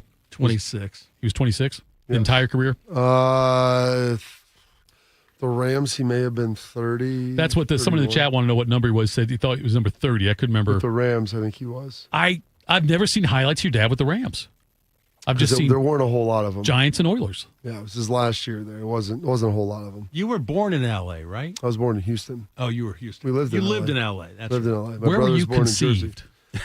Probably Houston. I would venture a guess. Back seat of a station wagon. Yeah. The station wagon goes on the field. They used to drive their cars on the field. You'd see them in the background sometimes. You'd see like regular automobiles in the background of games on the field there. So, Bobby, the CBS Sports put this out yesterday. I found it to be interesting that with the ceilings and floors for each Big Ten team, this was by Tom Fornelli. He does a great job out there. I say out there, I don't know how he's based. Anyway, what do you think the floor? I'm not going to ask you what you think he thinks. What do you believe will be the floor for Ohio State this year? 9-3. That's what he says. Also, he said 9-3. I haven't looked at that, by the way, either. So no, he was saying about how they could lose to Texas and say lose to Penn State, and then worst of all, he says that team up north and they go 9-3 and get left out of the playoff. That's what I think. That's probably the floor. Also, yeah, I would say that's right. The one that jumped out to me was what do you think the ceiling is for Illinois? You know how many times Ohio State has won less than 10 games under Ryan Day? 0, right? Except the COVID year, yeah. Under Urban Meyer? 0 there, too. Under Jim Tressel? Did they ever lose less than 1? Oh, yeah. Yeah. His first year, yeah, and 7-5. his first year, and then his fourth year. Would have been 2001 and then 2004. So since 2000, yeah, the total is 2. So I would say 3 really because Fick. Okay, so Fickle. So you have 3 times in 25 years that you've had that. So I'm going to take the over and trust that is going to come through. Yeah, it's a little bit of blind faith. You just assume that they will reload. A girl, a big Buckeye fan at the pool the other day, she likes to pick my brain. She said, how the Buckeyes going to do this year? And I said, I don't know. You're just going to do private radio shows afterwards. I don't know. We got 3 starters back on defense. We assume that they're loaded and will fill in nicely, but I don't know. I don't know. I'd say the floor would be more like 8-4 instead of 9-3. No, they can't lose 4 games. You say that, but we don't even know what it's going to look like. We don't know what the quarterback's going to look like. If they lose 4 games, I'm looting. I'm going to go out and start looting. I'll be so upset about it. Who are you going to loot? I don't know. They played 3 quarterbacks one year and won a national title. I understand, and again, we just assume that they are going to reload, but there are no guarantees. They played a quarterback that no one even liked, and then he left the next year, and they still almost made the playoffs. I know, but I've also seen Joe Bauserman, and I've seen... that was the 1 year. No, there was another one. Who was the starter before Belisari came in against UCLA? Austin Mockerman. Yeah. You know, there have been lean... Okay, so you mentioned 2 guys... I know, we call it lean, but I'm just saying, Bob, we don't know what it looks like because we've never seen it. We haven't seen these guys. Belisari, didn't like him either. Why? I don't know. I just think he was a good guy. Didn't like him. I think he was a good quarterback. I don't know. But it is saying the most indispensable player on this team. No, not even close. Really? Yeah, because I don't think the difference between him and Lincoln is discernible right now. And so it's not how good you are, it's how good you are relative to your replacement. Have you seen... I believe they call that war in baseball. War, that's a good call by you. Have you watched... Wins above replacement? Yes. Have you watched much of Keenholz in practice? I went to probably 12 of the 15 practices. Okay. I watched more of the defense, but in watching the defense when they do... what I'd like to do is watch the defense and then see where the ball goes, and then I go back and look at who threw it. Judging is that where it should have went, and how did it look when it got there? I ask that because I don't always fully believe what the coaches say about a player. That might be true. And that's why I wanted to get your non-coach opinion on Keenholz, because I like Lincoln a lot. The only time I've seen the significant game action he got was in that bowl game against Missouri, the Cotton Bowl, when they didn't block for him. He wasn't ready for that. So when you I would say argue that was actually indispensable experience for him, because when they went live this year, I thought he looked better than Julian in practice because he's been hit before and right. He's hit a lot in that game. Okay, now, but do you notice a huge difference from when he got here to where he's at now? As a player, he's much better. He's physically bigger. Right. He's more mature. He's getting through his reads faster. Yeah. He was a 3-sport. Oh, yeah, he's a stud. 3-sport athlete in South Dakota. Yeah. So it's not like he had all of the development that a lot of these other guys had in high school. So he needed more time to mature and improve, and he knew that coming in here.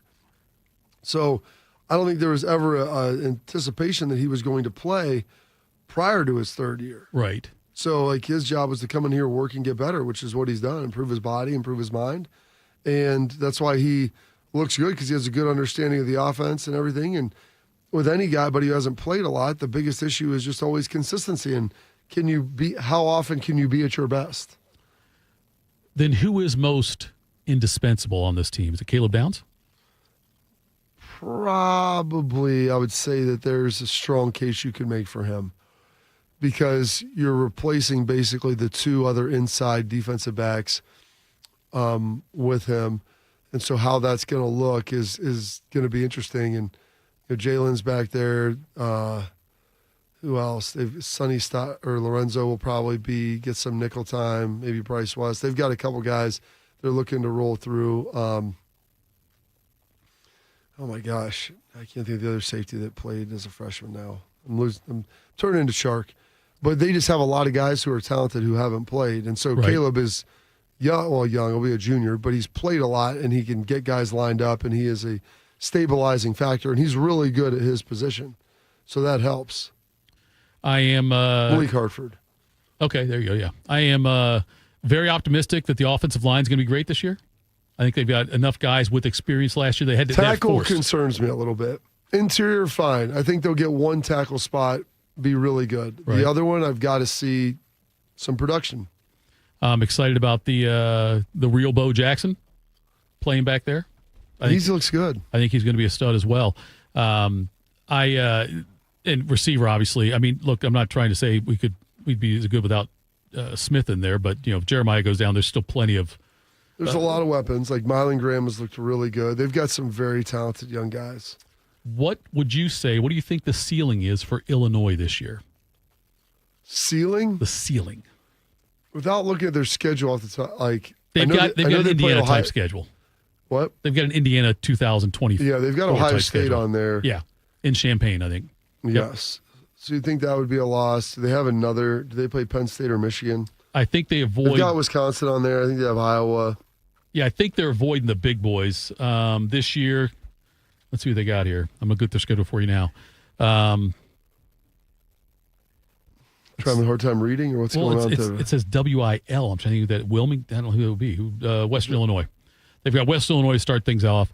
They got Duke. If you don't know who it is, I think it's safe to say that it's a team they'll probably be able to beat. I would just say WILL, not WIL. Yes. Anyway, Duke, Western Michigan, at Indiana, host USC, at Purdue, host Ohio State, at Washington, host Rutgers, host Maryland, at Wisconsin, host Northwestern. I would say ceiling is 10 wins. I'd say Ohio State's a loss, maybe USC. Maybe they beat USC, which would be big, but drop another one. But I think 10 wins is a good ceiling for them. I think at Wisconsin might be their second toughest game. I think that might be the second toughest game on the schedule. USC in Champaign, yeah. I'm not as concerned about that, but he's got them going 11-1 is their ceiling. And then as their floor for Illinois, he's got them at 5-7. I can't see any way that happens for Illinois on that one, though. That's a pretty big range for that one, though. That's a pretty big disparity. What does he have them? 5-7. 5-7 is the floor for them.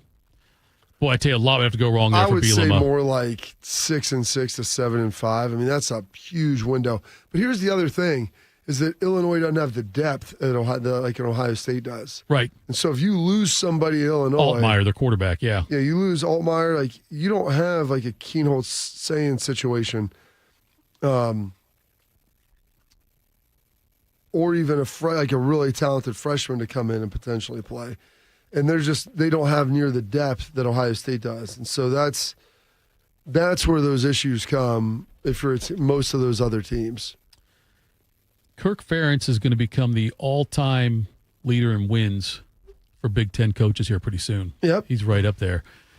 And we talk about the Ohio State not making bad coaching hires since, 51 on. They have made a catastrophic coaching hire. And how long was Hayden Fry there, Shark? Because it went Hayden Fry straight to Kirk Ferentz, right? Ferentz, This is like his 27th year or something like that? Yeah, he came in 98, I want to say. And Hayden Fry was here. Hit there. Yeah. Let me ask you this. Are you saying he will become the winningest in terms of in just Big Ten games or overall? I got to double check my stats. Probably overall. I think it's overall.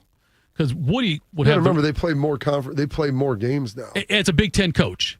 Because Paterno, I know Paterno had a bunch of wins, and granted, a bunch got vacated too. So it's like Paterno's the winningest coach to coach in the Big Ten, right? But I'm saying that as far as, he's right behind Woody, and I believe he could pass him this year. Do you see it there or not, Shark? I'm looking. Woody had 205, right? 204, I thought. Okay.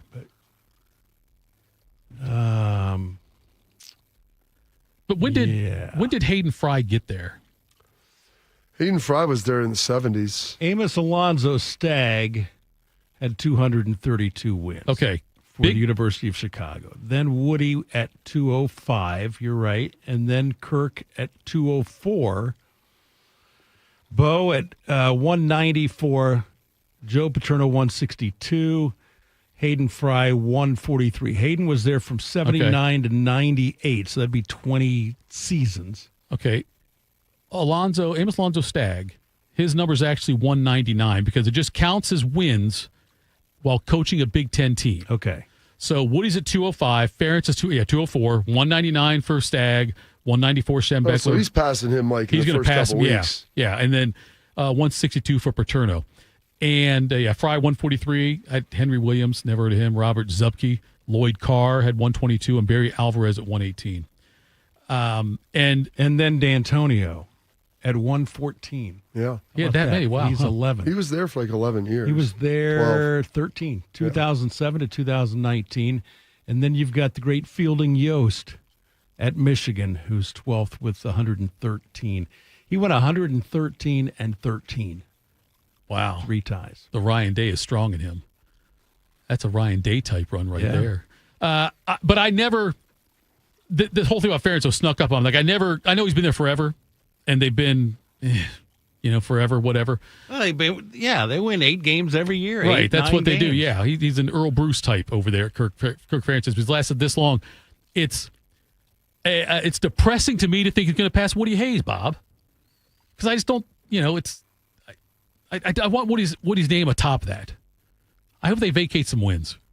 Go throw a dead hooker in the back of his car. That's Go all set we him up. do. Tito's going to start looting. Right, yeah, but do that. Go over there and set him up with a good scandal or something off, so they have to vacate some wins or. Has a coach ever been that mediocre and had a job for this long? Term mediocre. What are your expectations at Iowa? Well, if my expectations are, Just asking. Yeah, I would think that he should have. I think that if your goal is to win, is to compete for Big Ten championships every year. If you're a Big Ten team, that should be your goal. Should it be? I think it should be. Is it a realistic goal? No, it's not realistic. Bobby, if we go realistic that should goals, be your goal. That should be the goal, though. But and he's when not. When you sit there and base out your expectations, yeah, that's a goal to be able to do that. But is that something you're going to hold people accountable to if they don't have the resources or history to be able to do that? Well, at Ohio State, you would be held accountable because we have the resources. 100%. If we go 9-3 and go to the Citrus Bowl, how many Buckeye fans are going 100% to show up for that? I get it. If you go 9-3 at Northwestern, they're throwing you. They're having a parade. They're building a statue. And that's my point. Is what are the expectations at Iowa? Here's his record since 2016 each year. 8-5, 8-5, 9-4, 10-3, 6-2 COVID. 10-4, 8-5, 10-4, 8-5. A lot of 10 wins in there. Yeah. A lot of places, you know who would kill for 10 wins like that consistently? Nebraska. Florida. Rutgers, Maryland. Yeah, I get it. They got that with Bo Pelini, and it wasn't good enough. Before Sarkisian got to Texas, they would have killed for. I mean, there's a lot of big. You know who else would kill for right now? USC. So we can talk about this all we like, and people can sit here and I listen to all these people and on our station here just bag on Kurt Ferentz. I'm not going to sit here and tell you he's the greatest coach, but I'm going to tell you this: if you get rid of him, there's a chance that you also might be staring at 6-6 every year too. I agree. He first year he retires and they go 5-7, then the people in Iowa City might say, you know what? Maybe Ferentz wasn't so bad. No, you might be right about that, but it's you still if you're not going to win Big Ten if you can't do it, then you try to find somebody who can, and it might backfire on you. I'm with you on that, but if you go to the season like you're saying that realistically, I think there's only probably 4 teams that could win the Big Ten this year. Yeah, almost every year it's going to be like that. I think. Do you think Iowa is ever going to consistently be in that 4-team set? Outside of Penn State, Ohio State, Oregon, Michigan, USC should be in it, but they're not right now. Right. And Michigan's probably not even in it right now at this moment. Outside of that, who would you say should consistently be in there? So to put those other teams and hold their coaches to that expectation, like what Curt Cignetti did last year was great. If he does that every 3rd or 4th year, and as long as you're not going 2-10 right in between, and you're at 6-6 or 7-5, and then you go 9-3, and then one year you get juiced up, and you got a schedule like Illinois, and you go 10-2, and you make a playoff, that's great. That's what Fitzgerald did at Northwestern. Yep. He went to 2 Big Ten championships. No one in Northwestern was saying, well, I wish we could have beat Ohio State. Ohio State had pros and pros and pros. Like Northwestern had 2 first-round draft picks on those teams. Then it's all lip service.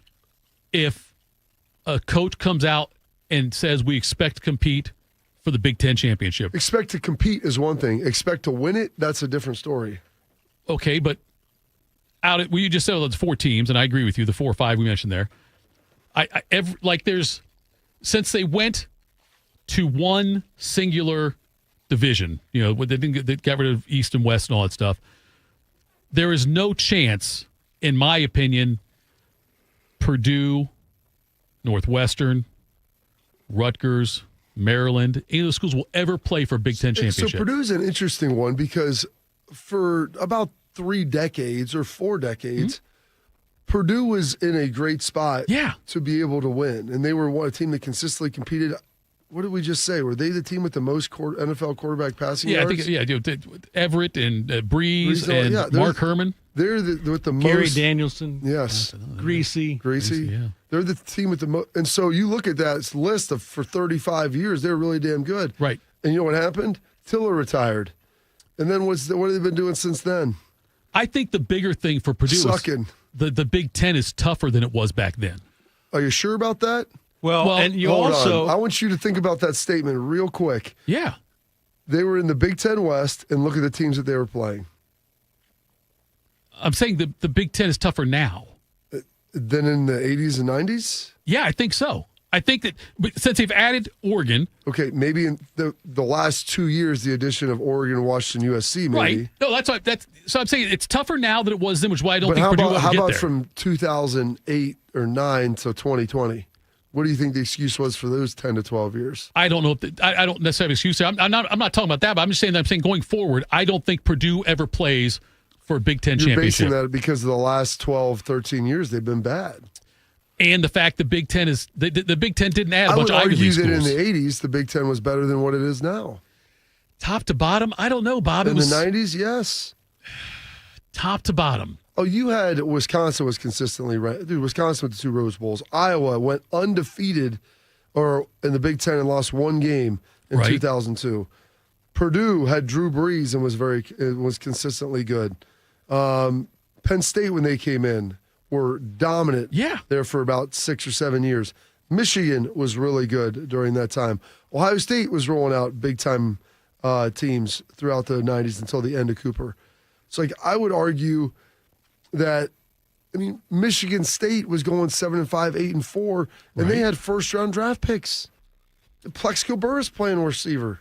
I think the thing going forward is you have to look at how much money can Purdue generate in NIL. You're talking about Columbus, Ohio against West Lafayette, Indiana. We, unless they've got a big donor or a couple big donors, they don't have the car dealerships and everything we've got here, the big industry. No one else does. Nobody else does. Nobody else does. Michigan, Ann Arbor's not exactly a suburb of Detroit. It's Detroit adjacent. It's not far. I just don't know how Purdue can compete NIL-wise, which is what you've got to do now. Yeah, you've got to do that. And now, before, there were fewer teams, I think, that you had to beat to win the Big Ten. Fewer quality teams, I should say. Fewer top-level quality teams.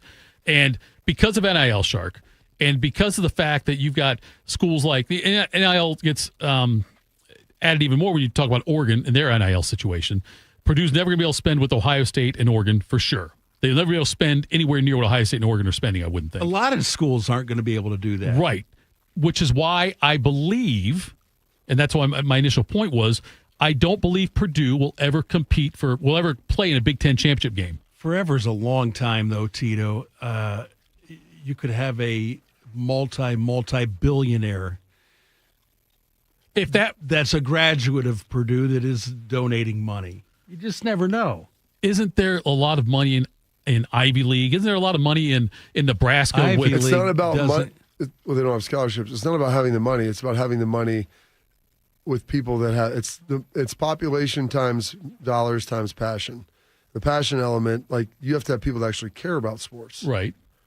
So if you don't have people that care about it, they're not going to donate their dollars to it. It's like Michigan State's good because they have Dan Gilbert and Matt Ishbia, who both own NBA teams. So I think it's a fair assessment that they both care about sports. Fair, yeah. Which other schools, they have billionaires. There's people out there, but if you don't care about it, then they're not going to donate to it. Tito. Yes. We got to go. I know we do. All right. We'll do what's got you juiced next. I'm a wife and the mother of 2 kids, and I've got a good job. Bye, Mom. See you, Mom. A pretty important job. Because of my family and my job, I really care about this neighborhood. It's a good neighborhood. Yes, there's some crime. And when I drive to work, like now, I realize that some people here don't trust the police. So the police should be reaching out to this community, and this community should reach out to the police. That's the way to make this a safer place. And when I get to work in the precinct house and put on my uniform, I can tell you as a police officer that this department is reaching out to the community, and the community is doing its part. We're building partnerships. This should be happening everywhere. This is how we can all be safer. Get involved. Start the conversation. Start the conversation and help stop crime. To learn the 5 things you can do, go to ncpc.org/prevent violent crime. A message from the National Crime Prevention Council and the Bureau of Justice Assistance. While serving in Vietnam, a grenade took my ability to see. Today, I'm a sculptor. Now, my fingers are my eyes. I'm Michael Naranjo. As a veteran, I know the challenges of life can be great. In my art, turning a lump of clay into something beautiful, that is worth doing. Life is like that. We each must use what we can to make things better. DAV helps veterans like Michael get the benefits they've earned. They help more than 1 million veterans every year in life-changing ways. Now, I show others how they can create something with their own hands. I know it can do a lot of good. With support from DAV, more veterans can shape their lives into a thing of beauty. My victory is bringing beauty into the world. Michael Naranjo, may your victories inspire many more.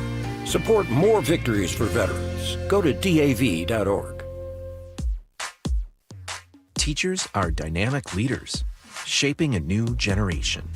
They bring a variety of perspectives from diverse backgrounds, innovating how they teach to prepare students for our fast-changing world. Achieving this takes skill and expertise.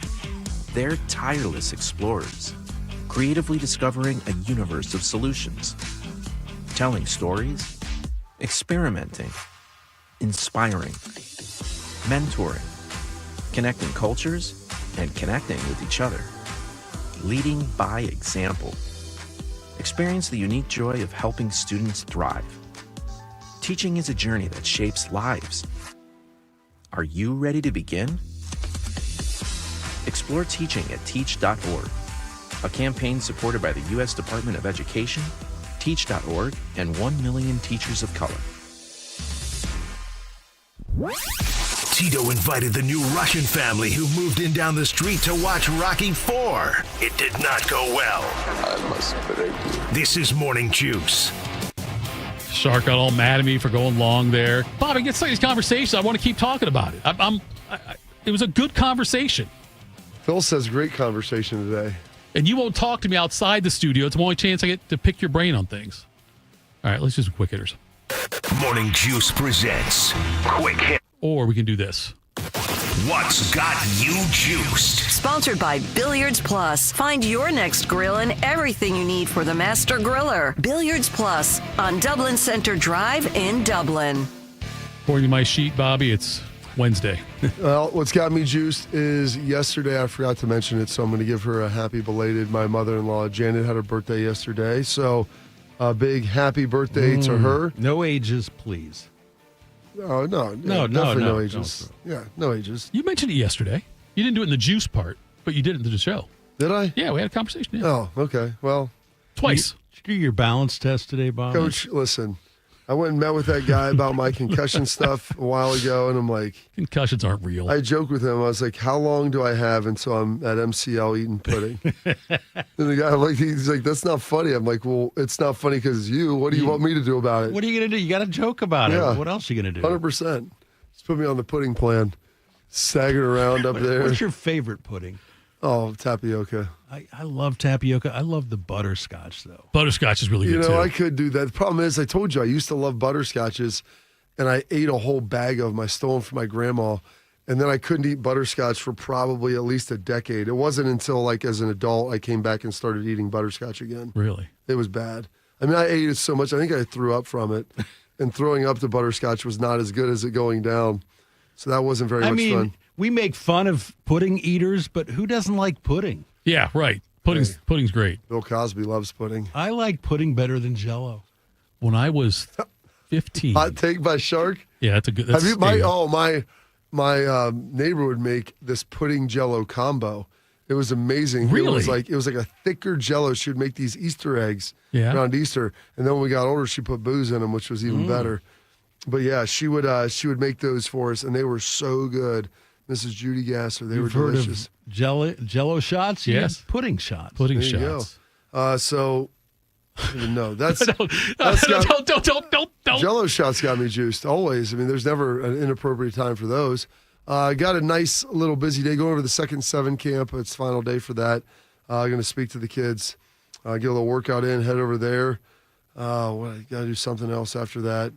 Do my show with Age, got a meeting, got a lot of stuff going on today. So pretty excited for that. Maybe hit up the pool again, Shark, because you got to just soak in this nice warm weather. I mean, you're getting so tan over there. I thought you were the late, great Bob Barker at first. I didn't go to the pool yesterday, though. It was really nice, but I got home and I ate and I was tired. I went to bed. Go to the pool and take a nap. I could That's the have, best Bob, nap. but- That's I the went to the best pool nap. last night by myself and read. I think I pulled in some conversations. They're like, oh, well, who's here? I'm like, just me. And they're like, really? I'm like, yeah. None of my kids. I'm good. I'll go to the pool by myself. I'll be a creep. Shark, what Sly's got to say? I tell you what, I've been lifting big, so then my body wants to eat big. When that occurs, weight goes on. But I'll also say this, thick necks are in. Make sure you're training your neck. Nobody likes a skinny neck. Big backs, thick necks. Ask all the ladies out there. It's real. It's real talk. Have to tell Tito that he likes a skinny neck so he can button that top button. Proud of myself. I'm going to skip Juice, but I will say this. I'll be home at 10 o'clock this morning, full sunshine, 84. 11 a.m., partly sunny or partly cloudy, and 87. Noon, clouds. So I'm going to have to get it in early today, Bob, the pool, There you before go. it gets cloudy. Get that But, nap. yeah, 91 today, 89 tomorrow, 90 Friday. Life is good. And then I'm retiring. Tito, what has you juiced? If you're going to take a nap at the pool in one of the chairs, don't snore. Do it face down. Make sure We you do used it to face call down. it A up instead No, of you do it face down. Why? I'm just saying, people know Shark. You don't want something will happen to make them know you more. I would say lay face down is all I'm going to say. I am juiced about my did it happen to me? Maybe. Yeah.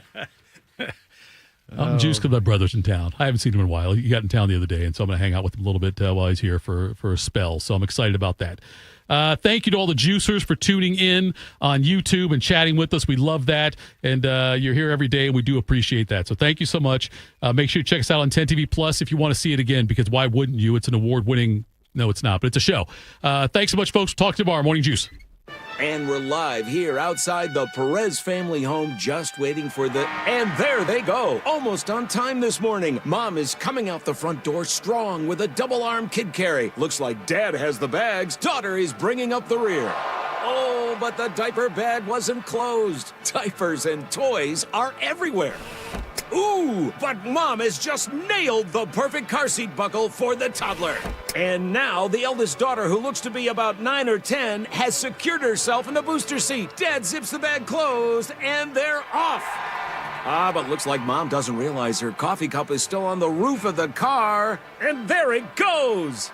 Oh, that's a shame. That mug was a fam favorite. Don't sweat the small stuff. Just nail the big stuff. Like making sure your kids are buckled correctly in the right seat for their age and size. Learn more at nhtsa.gov/the right seat. Visit nhtsa.gov/the right seat.